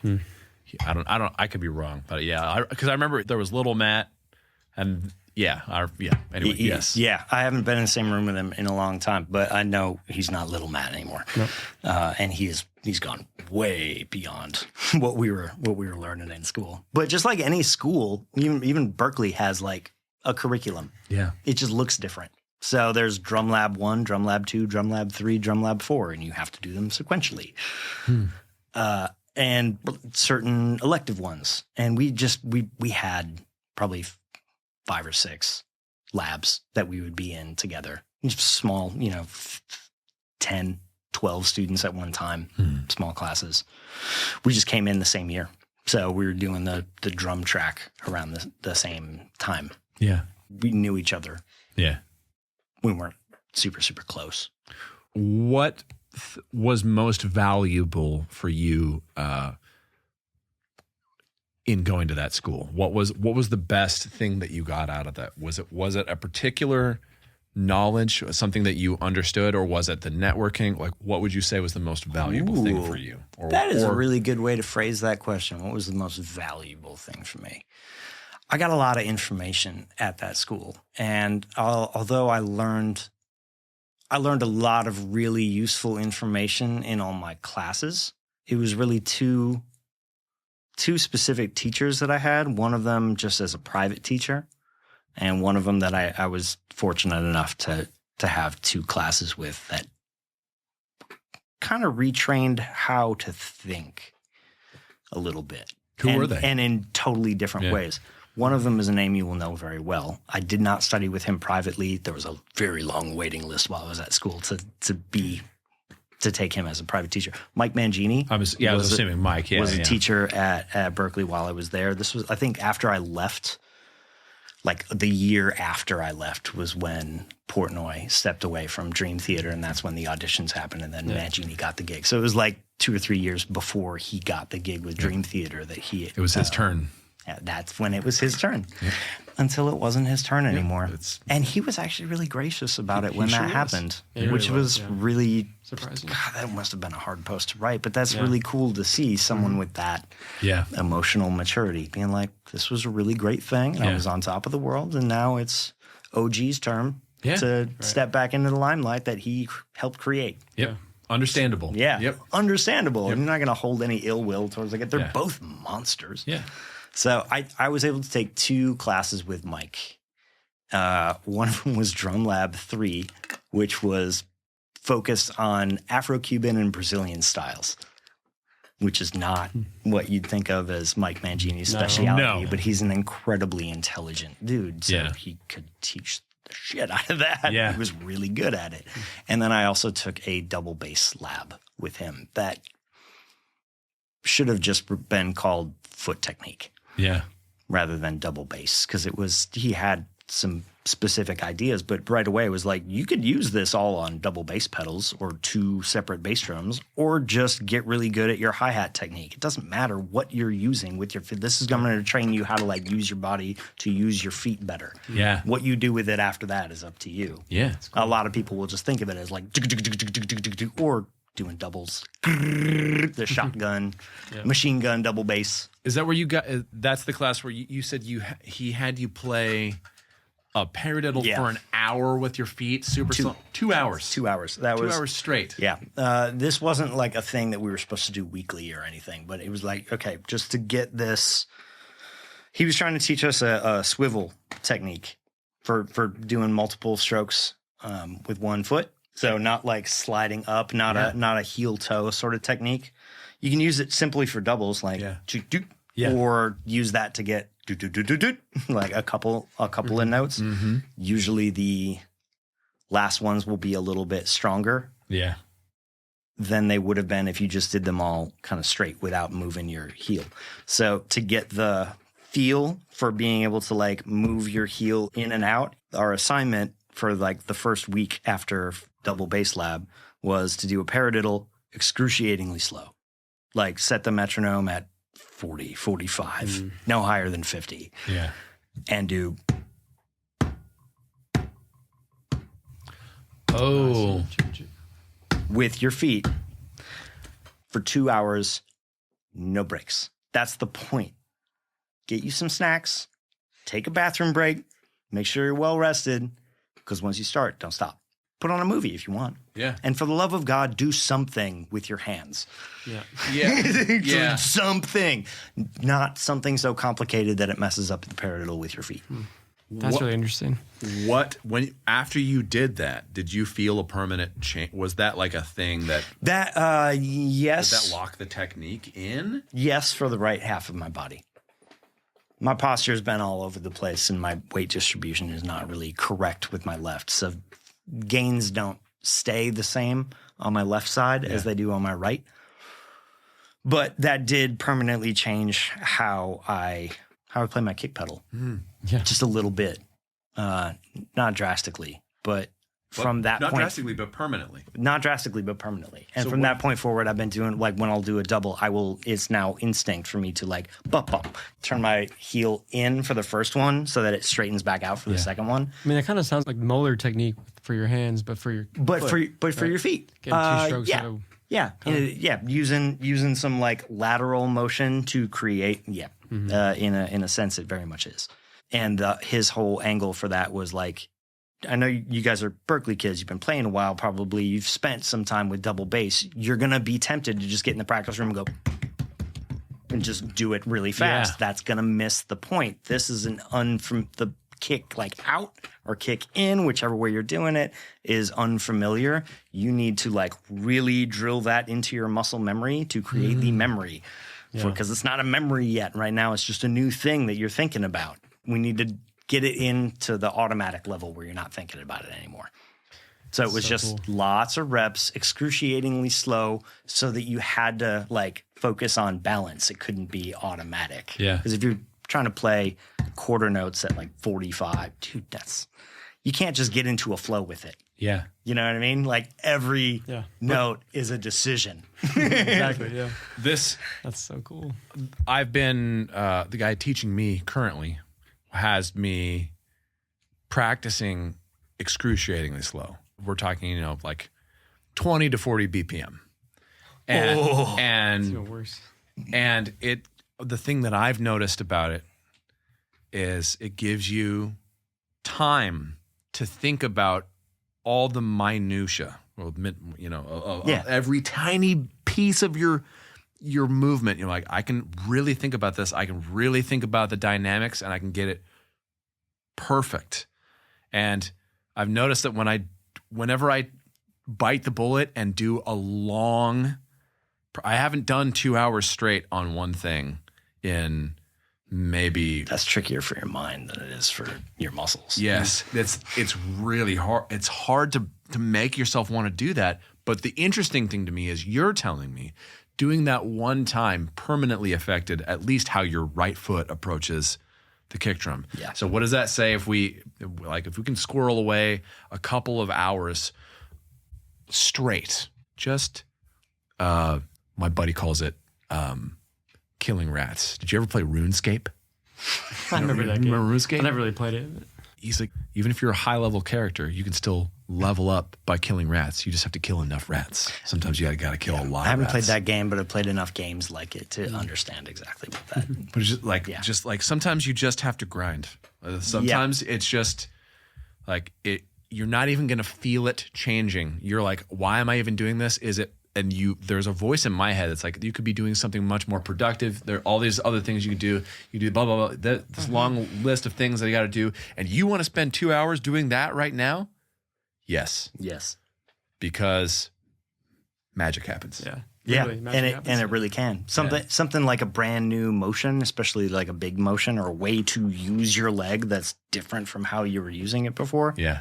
One of those, like really staying in it for 2 hours, will change things. Yes. And I think I need to spend one of those practice sessions actually just doing molar things with my left hand. Yeah. Because I need to like retrain my shoulder, how to sit and how to operate. Because I got some bad habits. Well, here's your official challenge from me. Ooh. Do that. Yeah? And let's talk about it next time we hang out. Okay. I can't wait to hear about it. The only exercise that I've set myself up intentionally to do for like an hour or more in the last couple of years, and I've done this a few times, is accent patterns. A few different accent patterns, and on like a particular fancy metronome app that I have where I can program to get a little faster, get a little slower, and every 4 bars, 8 bars, 16 bars, 32 bars, 1 BPM, 2 BPM, however I want to do it. Yeah. So I've set myself up intentionally with like, okay, I'm all warmed up, I'm all stretched, I'm gonna put on a Marvel movie that I can sort of half pay attention to because I've seen it before. Yep. And I'm gonna run this one accent practice exercise for 45 minutes, and then I'm gonna switch to the next one and do the same thing and just do accents for an hour and a half. That's awesome. And then my dynamic control is so much better for the next week. Do that once and it like pays dividends for the next several days. Yep. Yeah. And if you do that consistently, then those changes get more and more dramatic. That's the trick. My whole schedule is inconsistent with a capital I. Yeah. It's really difficult for me to be able to predict when I'm going to have time to practice tomorrow. Yep. I'm going to spend, I have a 10 to close gig this evening. But before today is out, I will have spent more time in my car than behind a drum set. Because I had 3 events today that were so spaced out that I couldn't go from one to the next. And I got caught in some rush hour traffic trying to get home from my first event. And then getting here took me like 40 minutes. Yeah. So I'm not complaining, but like. But that's reality. Like I would really have loved a chance to sit down and stretch and practice for 2 or 3 hours straight today. The time didn't exist today. Yeah. And I really wish it did. Yeah. The whole time in my car, whenever I wasn't like dealing with stop and go traffic or getting frustrated with my wiper blade that was falling off of my wiper in the rain. I'm like, come on, universe, I'm trying so hard to get there. A tornado's on its way. I really could use a functional wiper. Like, there were times where I couldn't be tapping a left stick on my steering wheel, but whenever I could, I was. And I got my little like finger exerciser. Safely and legally. Safely and legally. Yes. Exactly. Founded in 2020, Sonique Drums is dedicated to crafting thoughtfully designed percussion accessories and steam-bent snare drums. Every product is designed and built for drummers who demand quality and reliability. Industry firsts like the NATO family of continually adjustable throw-offs and the socket drum key set Sonique Drums apart from the rest. You can find Sonique snare drums and percussion accessories online or at partner drum shops across the U.S., including Nashville's own Nelson's Drum Shop. Check them out at soniquedrums.com.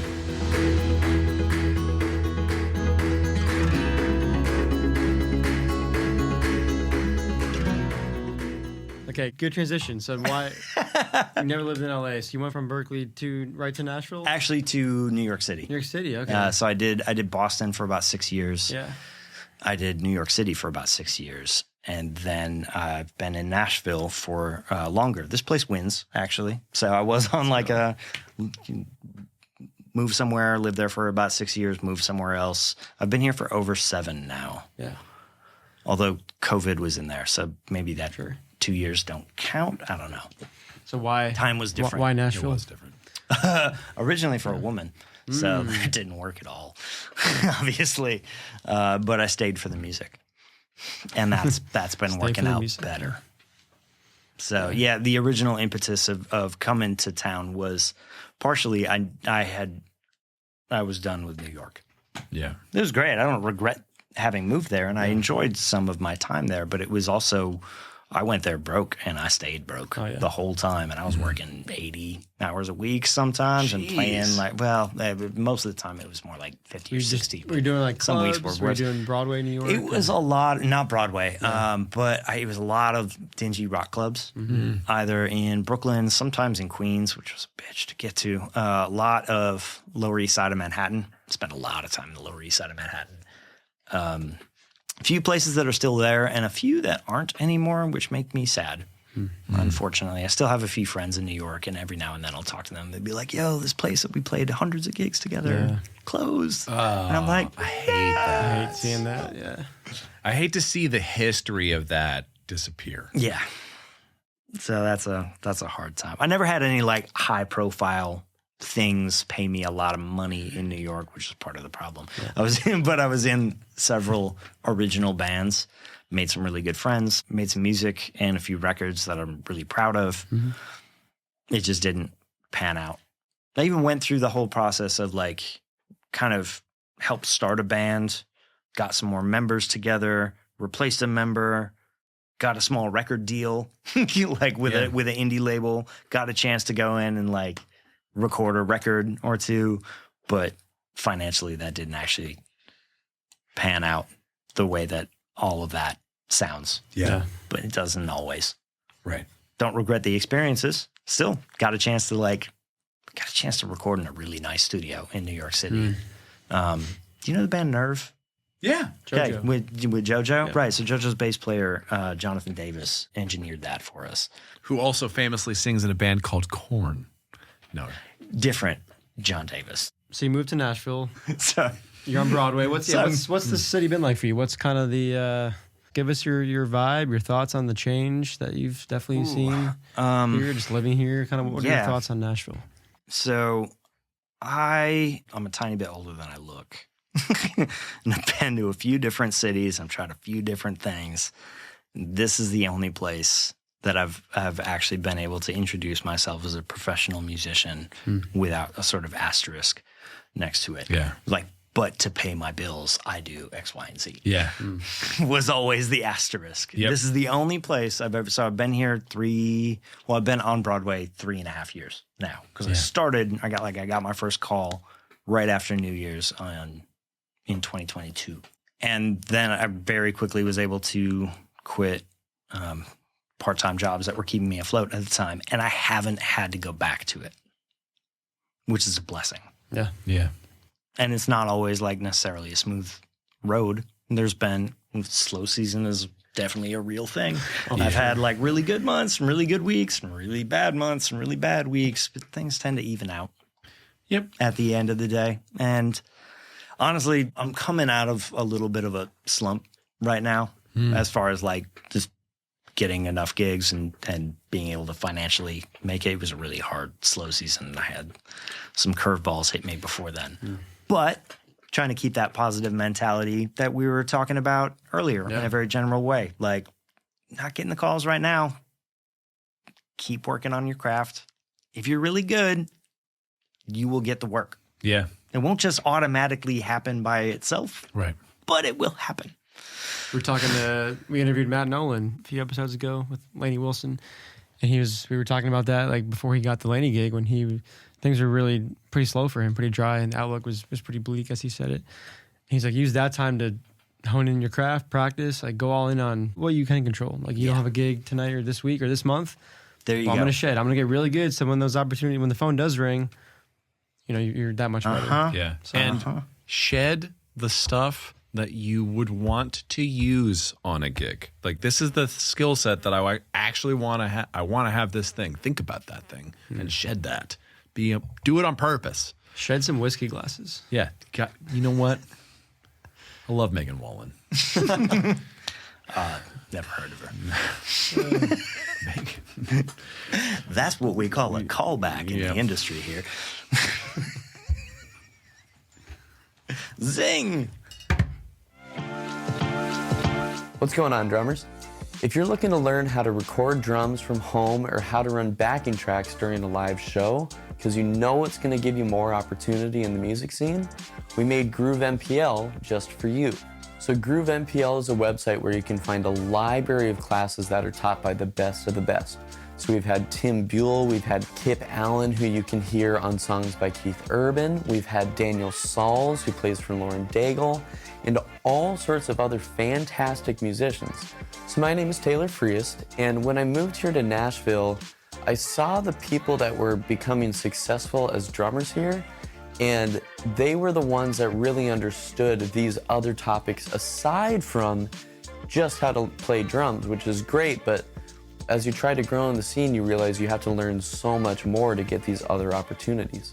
So if you're looking to dive into these topics and get some more opportunities in the drumming scene, you can sign up at groovempl.com with the code NDP, all capital, for Nashville Drummers Podcast, and get 50% off your first month. I look forward to meeting you all. I try to make myself as much food as I can and not have to eat out as much. And I will always keep a little Cliff Bar in my backpack and one in my car as like in case of emergency, break glass, because I can get hangry. And I don't want to subject my bandmates to that because I want to keep these gigs. Dude, I've been bringing a banana or a couple bananas and a couple of chomp bars. You know, chomps, the little meat stick. Oh, okay. Yeah. And that's been saving me, man. How do you transport the bananas? I just bring a little lunch bag Okay. type situation. Because I brought I love bananas. I will usually have a banana and a muffin in the morning when I need something, but I'm not ready for like full on eggs and bacon breakfast yet. But just like throwing a banana in my cargo pocket and trying to get to the gig, that thing's gonna be half brown by the time I get there, and the little like top will have fallen off somewhere in my pocket. Like it's just, not to mention the banana in your pocket jokes are just going to be endless. Yeah. You ever try a stick bag? Would it get squished? Banana in the stick bag? Oh, banana in the stick bag. In the right size stick bag. Maybe I should buy a thinking- separate stick bag for bananas. as a A banana yellow bag. stick bag. Banana bag. Are we onto something? Banana bag. Yeah, no, we need to start creating some drum merch. Or not merch, but like products. Yeah. We're gonna go full drumeo on this thing. We're gonna be going. It's already happening with your freaking drumsticks. I can sign myself up as a consultant. You'll be a beta tester. I'll be head of your arts and crafts department. Arts and crafts, yes. R&D. Andrew Nesbitt. R&D. I love it. Perfect. Flawless execution. Flawless victory. You mentioned earlier, you were gonna say something? No, please. Yes, you were. No, I wasn't. I don't want to interrupt you. God damn it. I wasn't. I'm gonna be mute now. I'm not gonna say anything. You mentioned earlier about like coming back from different events. Were you talking with those gigs or were those other? I remember you saying the word events. I don't know if you're referring to something. Wait, when? Oh, today? Yeah, during. Oh, this. today. Yeah, no. Today one of the events is this. Okay. This is best- and it's not high pressure. It's Is this just the best like, event of the day or the worst? This was the most consequential event for today. The most consequential. How about that? Okay. Wow. The other one carries was a lot of weight. The other one was a haircut. Yeah, that's an event. And it looks great. Thank you looks very great, much. yeah. I have actually been meaning to tell you that need to this get one. entire time. I didn't know you had. I was like, the hair's looking really good. Yeah, When I first met you, you had long hair. This is a really good look. Hell yeah. Yeah. Looks clean. Before you met me, I had dreadlocks longer than what your hair is No now. kidding. Have I never told you that? No. Oh, I got some pictures to show you. I had dreadlocks for over a decade. I put some time into that. They got Really? long. They would once they get long enough, they get really heavy and weak spots can develop. So they broke and they were kind of chaotic lengths. But before I chopped a lot of them off to kind of even them out, when I moved to town, longest ones were like past my waist. They were long. Holy crap. Yeah, that was a long experiment. That was my 20s into my early 30s. But now I'm in my late 30s. So now when it's you different. saw Critter Critter. with the dreads, did that ever just give you like an acid flashback of yourself?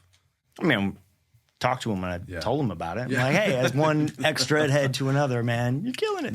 Because I know exactly what that takes. I've gone through it, you know? That's a lot. And now we've both cut our dreads off. And it's a personal, it looks good. It looks really good. I had dreads. I had a dread hawk for a week.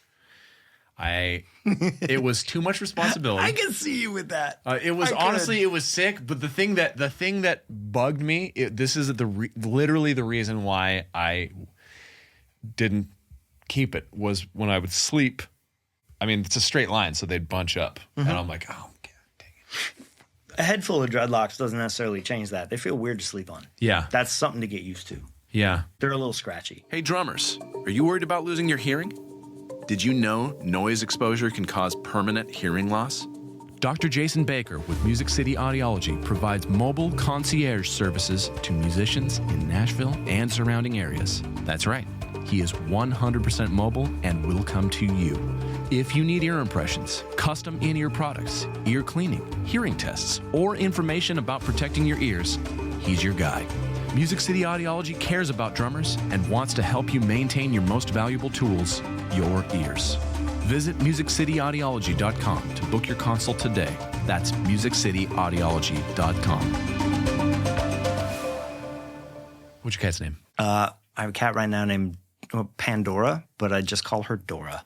Aw. That's Both good names. terrifying. Why Pandora? Because she's too curious for her own good. Terrifying. Yep. She's her favorite activity has been throughout like kittenhood and even into now. She's almost 3, so she's just turning into like adult cat sort of. She's been full size for a while. Property damage is her favorite thing. She has damaged She made a use of lot of property things in my apartment from a very young age too. She was very, very tiny. I have a few rugs in my apartment that are only there because she has completely destroyed the carpet under them. And one rug that is, I shit you not, nailed down all the way around it. Because that was the only way I could get her to stop going under the rug to continue to do damage to the carpet underneath. Oh my God. Pandora, yeah. Willful. She's a very willful cat. She's like, you don't understand. I hate that fucking carpet. Yeah. I'm gonna fuck it up. I don't care how many obstacles you put in my way. Yeah. I'm destroying that more. This is my God-given mission. Oh my God. She's going to be the reason I get gray hair when it finally starts popping up. Yeah. I'm going to name my first patch of gray hair Pandora. Oh, yeah, easily. So, yeah, I named her Pandora very specifically because, as mythology goes, that was Zeus created a box with all of the evil in the world, all of bad feelings and prejudice and anger and Pandora just had to know. exactly. Just had to know what was in that box. Things will remain a paradise as long as you don't open that box. Yeah. She's like, this box right here? But I'm a cat. This box right here? Clearly, That's exactly what my cat would do. she's never seen the movie Seven. You just don't look in the box, man. What's in the box? Oh, God. Oh, wow. I haven't seen that movie in a while. Staring at your tattoos all night here. Give us the rundown here. 99% music nerd tattoos, Yeah, one way or another. Notes. Yeah, what's on your left?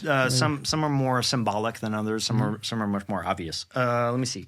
I got Ooh, that's sick. those guys kind of come in a matching pair. What does that say? That one says harmony, but it's really Harmony and difficult to rhythm. read. Okay, yeah. I got see it, rhythm, maybe. yeah. Harmony and rhythm. They are both kind of messed up because they are ambigrams. What's that So mean? if I turn it upside down, it should also read rhythm, and that should also read wow. harmony. So that H That's looks so really cool, messed okay. up because it also has to It had to be a the certain way. Y for so when it's cool. upside down. That one's a little bit easier to see. Oh, yeah.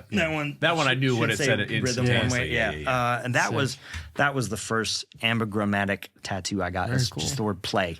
That you should be able to read and you should be able to read. I can indeed. Right. Yeah. When I first discovered that was a thing, my mind went, oh, holy crap. You can make words that read the same as when you turn them upside down. And tell me it's a dinosaur on your chest? No, it's not a dinosaur. Stegosaurus, yeah. This is the only non-musical tattoo I have. Okay. This is kind of chest piece, Yeah. shoulder piece thing that I have. Sort of in the style of a Polynesian or Maori tattoo, but I'm not Polynesian or Maori. I'm Irish. So, and I had it built. That's close enough. It's almost the same thing, right? Yeah. So I had it built around this matching tattoo I have with my sister, this little Celtic symbol just at my shoulder cap. And I wanted to build this kind of warrior tattoo around it in that kind of Polynesian style. Yeah. Not using anything specifically traditional tribal to Polynesian, just like the spirit of it. Yeah, yeah. And I either wanted to feel like a little more generic and geometric, maybe with some Celtic undertones, without just being heavy Celtic knots, because that's way overdone as far as tattoos go. So that's this guy right here. Very cool. And that's probably going to get built out into a little bit more. I got Stevie Ray Vaughan is the one that actually turned out the best, and I got Clapton, and I got Jimi Hendrix. Love it.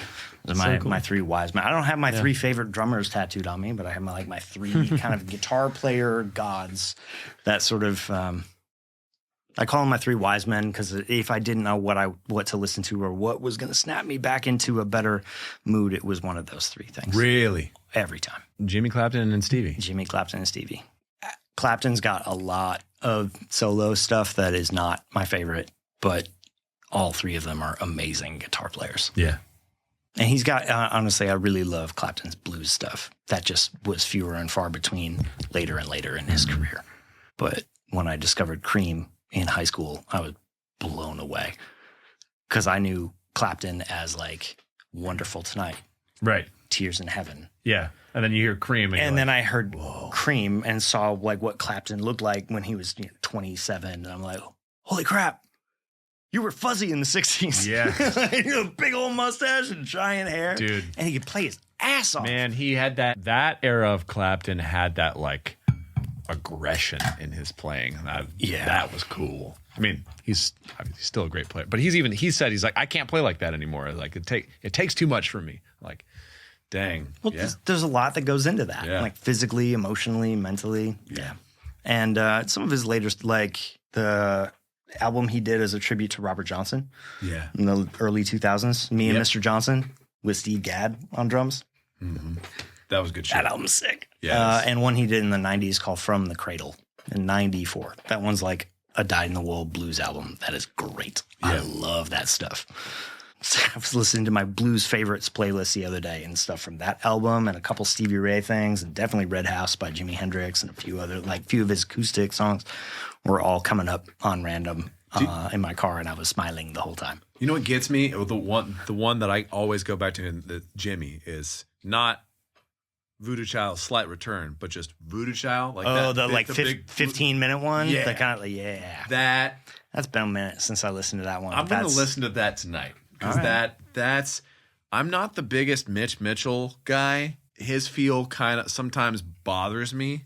Sometimes. He rushes the shit out of like all sorts of stuff, especially live albums. Yes. But that recording for some reason just lands for me. I'm like, yeah, that's it. That's it right there. It's just, it feels raw and it feels powerful and bluesy. It feels huge. And yeah. It's the bit, to me, that's the biggest his playing sounded. I'm going to revisit that because it's been a long time since I've listened to that entire thing. And at the time, I was listening more for what Jimmy was doing than what Mitch was doing. Although I stole a lot from Mitch Mitchell, because Jimmy was my introduction into music outside the mainstream when I was 12. Everyone has that one. Like you grow up listening to whatever your parents are listening to, whatever's on the radio. And then there's that one album that a friend tells you about or something that like, there's stuff out there like this. That was Jimi Hendrix for me when I was 12. Yeah. Thanks to that uncle that sat me down at his drum set when I was 2. I called him when I finally bought a drum set. I had cut so many lawns, saved up money for years. I'm like, Uncle Sam, I finally bought my first drum set and signed up for drum lessons. He's like, here's what you need to do. Go to a record store, find a Jimi Hendrix album that has the song Fire on it. Mm-hmm. Just do it. Yeah. Trust me. Good call. You'll love it. That was a good call.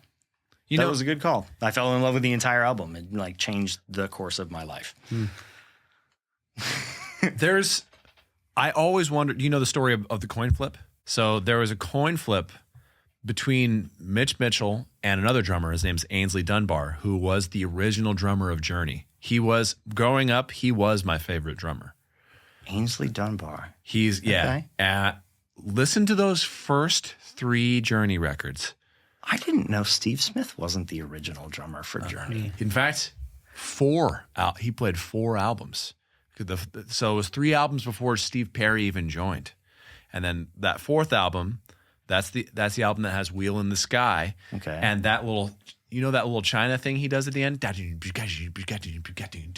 I have actually heard that. Yeah, that is the thing that got him fired. Apparently, he said one night Steve came up to him before the show and said, "If you play that China thing at the end of Wheel in the Sky tonight, you're fired." He's like, it's what's in this, and he was just like, just did it. He was like, peace, I'm good. I don't need this. Maybe that's what Josh Freese did. Yeah, maybe.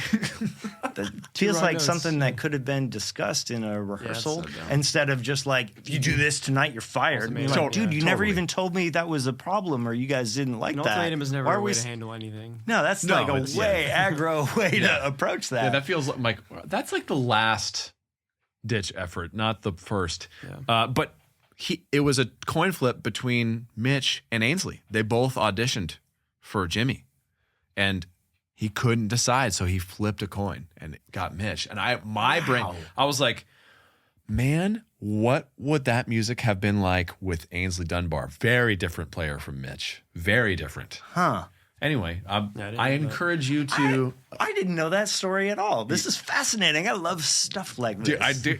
It trips me out. I'm like, you're a history guy, right? Yeah. The weird little factoids like that little thing, because you just told me this, will now live in my brain forever. Yeah. So who are you mentioned the top 3 guitarists. What about top 3 drummers? Yeah. Some favorite players. Sure. And the list of who I've drawn influence from and stolen from is a lot longer than this. Sure. But my top 3 guys for a long, long time have been Steve Gadd, Dave Weckl, Vinnie Colaiuta. Yeah. They're fantastic. Yeah. They're all fantastic. The They're trio. all very different players. There are some common threads between all 3 of them. In fact, all 3 of them played with Chick Corea at one point or another, which is funny. All 3 of them have great technical facility, but they use it differently. Yeah. And they've all had very different gigs. And I have stolen direct and very abstract things from all 3 of them. Yeah. Although the least accessible is Vinnie Colaiuta, because some of his stuff is just so lofty that I literally still can't understand it. It's tough. It's tough, man. It's way up there. Every time I listen to City Nights, I'm like, who decides to play like that? That's insane. I love him, but it's also like he'll come up with head scratching stuff out of nowhere, and it'll just kind of be perfect on take 1. And then 3 years later, I'm still deciphering, like, how did you even count that? Yeah. Man. So I stole a lot from Steve Gadd early because that was the most accessible to me. Yeah. And it was his playing, and it was actually because of the era I came up in, Chad Smith. Because like that Californication record was really important to me. I learned a lot about. I didn't know the term ghost note. I had never heard that, and I was learning drums at the time, but there was no notation of like where the extra snare drum notes go. Yeah. But I was hearing it. Yeah.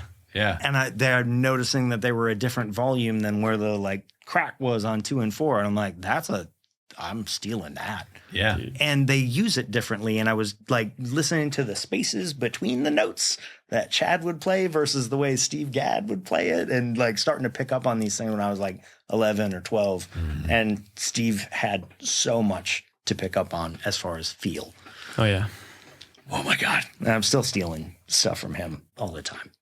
I have a couple of Steve Gadd DVDs that I will just kind of put on when I'm needing inspiration. And one of them's from just a handful of years ago. You know, he's in his like 70s.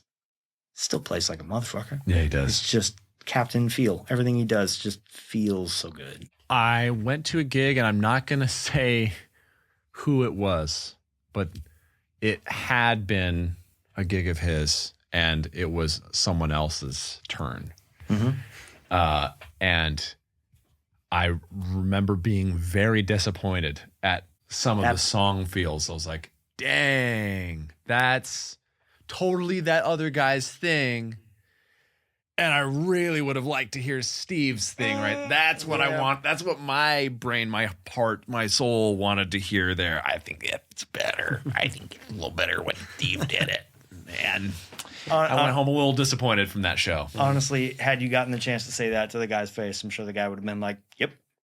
I would feel like it would have sounded better if Steve played it. Yeah, possibly so. I just saw Paul Simon at the Ryman, but it wasn't with Gad. It was with Matt Chamberlain. Oh, nice. Which I'm not super hip to his playing. I mean, but he obviously killer drummer. But he played 50 Ways to Leave Your Lover, and I was just like, maybe I wasn't disappointed, but maybe what you were feeling was just like, I only know that to Steve's playing. Like I couldn't. He has the way he touches the drums. It wasn't the way he tunes the drums. Yeah. It's different. He tunes his snare in a really interesting way. Yeah. Anyway, People have laughed at me before when I say that same phrase that you just said. The way he touches the drums. yeah, The way he touches the drums is unique to him. yep. He has a sound, he has a feel, he has a style He does. that you cannot notate. I cannot copy. I can emulate, but I don't have Steve's hands and Steve's brain. Only Steve can do that. There's something both frustrating and comforting about the idea that you can never sound exactly like someone else, Right. no matter how hard you try, but no one else can ever sound exactly like you. Yeah, exactly. That's both like frustrating when you're trying to copy something that someone else does so well, and also comforting that anything you do that's your own voice can only ever be done by you. Like it's only ever going to be in your voice coming through your hands. Yep. It'll be through someone else's voice coming through someone else's hands. If they copied your phrase, it won't sound exactly the same. Yep. They can't because they're not you.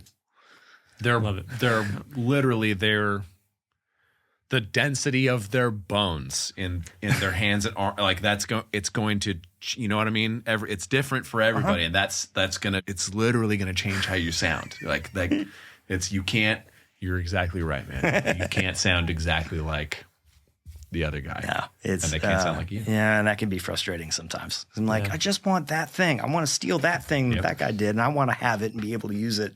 Yeah. So, well, I can. You can get most of the way there. I can get most of the way. I can maybe twist it up and figure out how it works best for me to most natural through my hands. But I can never sound exactly like that guy. Yeah. But no one can ever copy me. That's true. Not exactly. That's the beauty in it. Yeah. Yeah. I remember Tim Buell said something like that. Like I'll give you the transcriptions, but like here's the part. Here's what this drummer played. Here's what I played. But you're not going to sound like him probably or her. I got a lot of transcriptions from the other teacher that I went off script and didn't get to use his name. He was an avid transcriber and mostly of old school jazz stuff. So I would get a lot of Elvin Jones transcriptions. Weird looking at that stuff on paper. Yeah. It's weird because it looks simple in a sense when you just have it as quarter notes, eighth notes, and rests, and like here's where the ride cymbal goes, here's where the you can't notate pedal feel, goes. can you? No, you can't. That's the thing. It's like there's a lot of, especially when we're talking about jazz, like, whoa, there's a lot of reading in between the lines going between this transcription and what I'm hearing. Because the grid is not the grid. No. It's not at all. No, not with any jazz player, but we're talking about Elvin. Yeah, man, that stuff is difficult to decipher, even when you have the answers in front of you. Yeah, it kind of is, man. I got to hand it to my teacher. He was really good at transcribing. He would do a whole chorus of a song, and be like, I got stuck in traffic the other day, so I was like, I just pulled out my sheet music because I had it on the seat next to me, and I transcribed Elvin's whole part. Here you go. And his name is Rick Considine. Rick Considine was one of the most unique teachers I've ever had in my life. He's a human being that if you met him and had a 2-minute conversation with him that didn't go all that deep, you would probably in your head be like, oh, this dude is probably a burnout. Like, you just, like, you're good, but it looks... What he didn't lose, though, was that magical ability to make complicated concepts easy to understand. And just through his teacher filter, he was just able to explain things very simple in a way that it all kind of made sense. That's what mastery is. Yeah. He was a master. He was a master at this one particular corner of music. And when I was early in Berklee, I wanted to learn how to be as authentic a jazz player as I could. Not because I wanted a career in playing jazz, Even at the time, like, I know I don't want to get stuck as a jazz player. Yeah. But all of my favorite players are really good jazz players. And I was already deep enough into jazz at that point to understand why. So I wanted to go further to get more of that secret information that everybody else older than me had access to. Because there's something about that teaches you to play everything else better. Yep. And it's true. And it's true. I don't need to necessarily, put calfskin heads on my entire key. You know what I mean? Like, I don't have to go that far. Yep. Although I did spend way too much time playing trad grip in college. Way too much time. All the guys that you love, all the goats can swing their ass off. Mm-hmm. Period. Mm-hmm. End of story. I looked into a few different ride cymbal techniques and ideas when I was in college, and Rick had one that he explained it to me so simply, and I've never thought of it any other way before. It was a particular sort of almost like a molar motion thing, and it was a little bit of a hybrid from the Ed Soph sort of technique. Yep. You know what I'm talking about? Where he has the weight of his hand, like it's more of a wrist radius ulnar turn. So when he's hitting the ride cymbal, the weight of his hand is actually under the stick and not over it.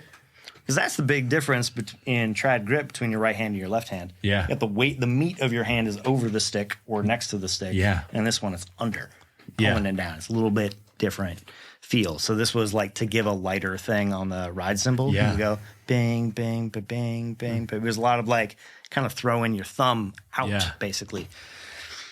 Rick would start with that and end with it kind of over here. And he's like, look, man, your first note is here.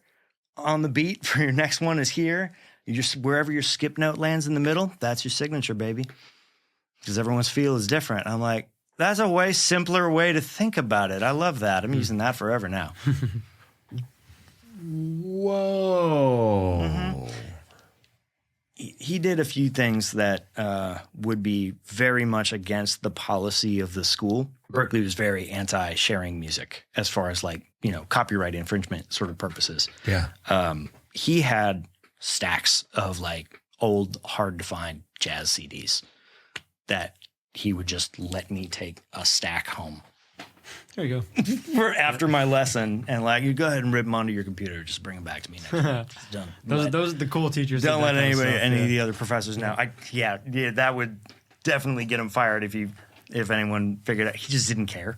He didn't care. Yeah. He did it was one of the things I loved about Rick. He loved music, but he didn't give a fuck about the institutional part of it. Yeah, and would basically like thumb his nose at dumb rules that administration was trying to put on him. He would actually not during our lessons. He would open the window and smoke American Spirits in his office while I'm like playing drums. God bless him. Yep. And at the time, I was a cigarette smoker, which I'm not anymore. Yeah. But it didn't bother me. And I was like, "You mind if I smoke in here?" Fuck no, Rick. Go ahead.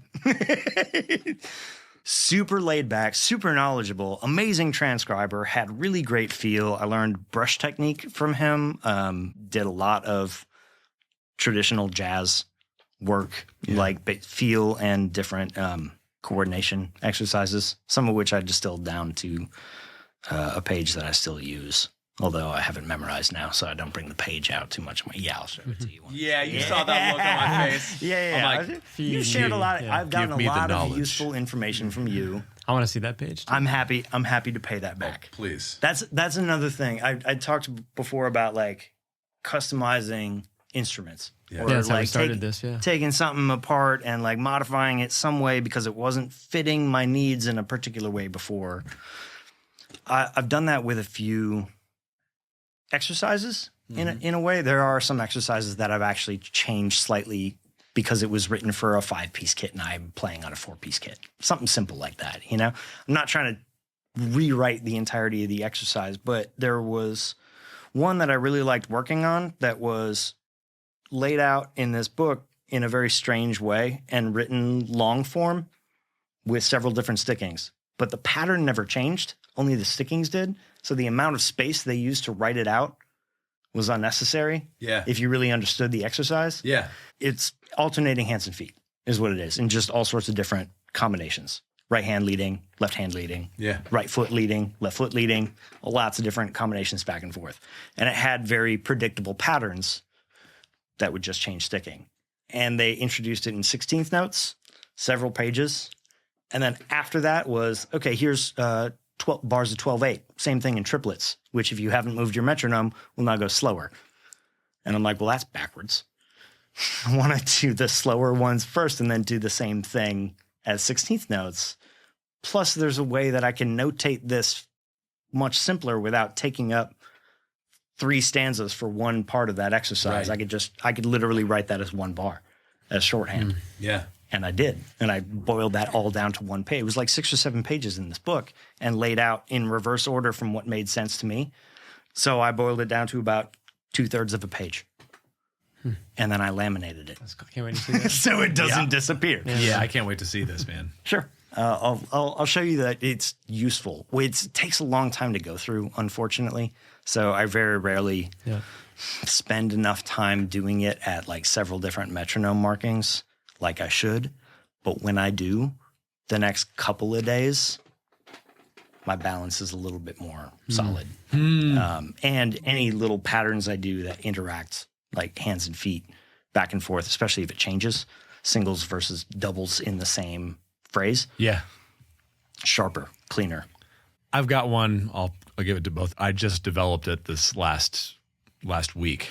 You developed it. And and I'll share it with you when we're done here. I can't take the credit for this. I stole this straight. I didn't really change the exercise at all. I notated it differently. I made my own shorthand for it because I liked it so much, but it was annoying to put on the cymbal stand. I opened the book to that one spot enough that I broke the binding and like pages were falling out. Yeah.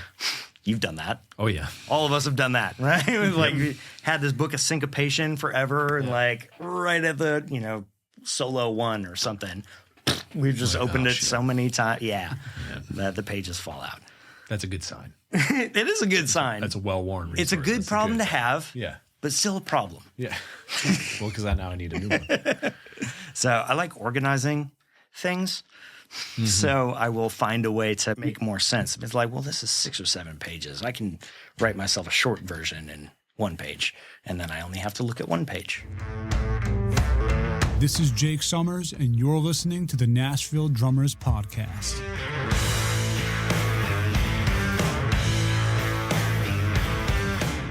Well, we have surpassed the 2-hour mark, so we should wrap this up. Oh, yeah. I know you both have gigs, and these cameras will turn off probably any second. True. So should we do some closing questions? Yeah. Would you like to begin? Questions? Yes. Give us your favorite meal in this city. Ooh, okay. Tell you the truth, I don't go out to eat a whole lot, but I love me some Prince's hot chicken. Princess, okay. Oh, my man. I love the spice level. Usually medium. Medium. Hot if I'm feeling a little extra spicy that day. I can't go beyond that. I can't do the shut the cluck up or whatever the goofy pun is that they have. Like every restaurant has a different one. Yeah. Freaking Party Fowls is Poultry Guys. Poultry Guys. That's a good one. I see what you did. I can never do that. I do love spicy food. I put hot sauce on my eggs every morning. Yeah. I love spicy food. Probably a little too much because I also get heartburn almost every day. But it's delicious. I can't help it. The heartburn is delicious. The Prince's chicken is way better though. Right. And Hattie B's is good. Prince's is the OG though. Cool. They own it. That's my favorite like Nashville thing for food. Yeah. Good answer. Beach or mountain? Beach. I love when Nate asks a new question. I have had this dream for a while. I'm just living like in a bungalow on a beach in a different country somewhere. That's doable. Yeah. You can do that. You can do that in Thailand. Yeah, probably. You live like a king in Thailand. Should we go there? Should we just go to Thailand right now? Is it that easy? I think it is. No, it's really not. It can't be that easy. Do I have to just I'll sell all my possessions. There we go. Sell all those drums. That's a great idea. All those shakers. Wait a second. Cancel all the podcast. So many shakers. I got pictures. I'll show you on my DIY projects that I've been building. Even what I do to my snares on my snare drum because it's different. Yeah, so Just quick, because you said that favorite piece of gear you own right now. Clapstack. Yes. Clapstack and a little custom thing that I made for my clapstack. Ooh. Of course. Which is, what did you do to it? A collection of shells over the top of it. So similar to what's going on there. Some of them are that right there, the bendo nuts, I think those are called. Those little guys that are almost give it kind of a woody sound, but it's not quite wood. Yeah.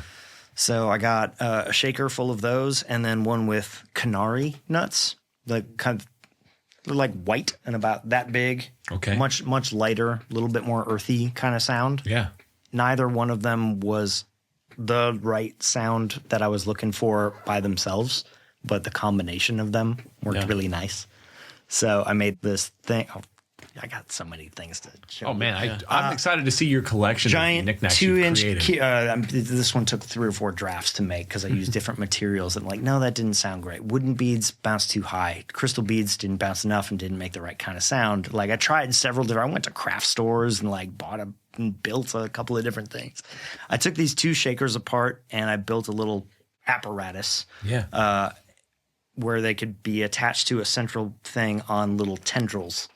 And I just put that over the little, like, the center of my clap stack and just have them kind of like hanging off the side. So every time I hit it, they kind of bounce up a little bit and hit back and gives me a little bit of like crackle as like a layer on there. Interesting. What I was kind of going for was like Almost like a reverb effect. like a hip hop snare layering effect with like a hand clap snare with some snaps happening right after it. It would get some like Jay-Z like sort of crackle to it. I wanted to be able to do that live. The effect is there. It's just a little subtle unless you put a mic right on Automatic flamming. Kind of. Yeah. And I keep that clap stack kind of loose. I don't usually tighten it, so it's not like, I like it trashy, washy. Everybody. I just got mine. I'm experimenting with it. Who makes it? I got the Meinl. Gotcha. Yeah. Good man. I know. Please you. What's up? Sorry, Istanbul. I got the Istanbul one. They were the ones that came up with it. Yeah. And I still think that one sounds the best. It sounds great.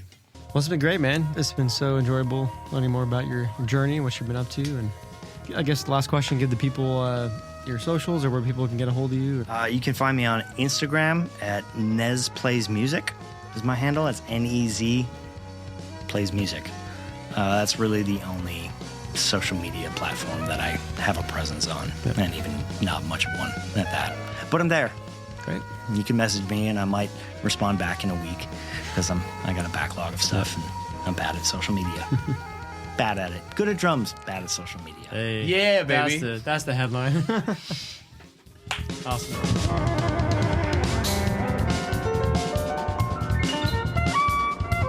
Thanks for listening to this episode of the Nashville Drummers Podcast.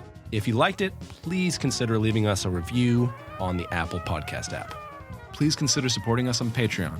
For $5 a month, you can help support this dream and keep the ball rolling for us. Believe it or not, it's not free or even necessarily cheap for us to make this thing go.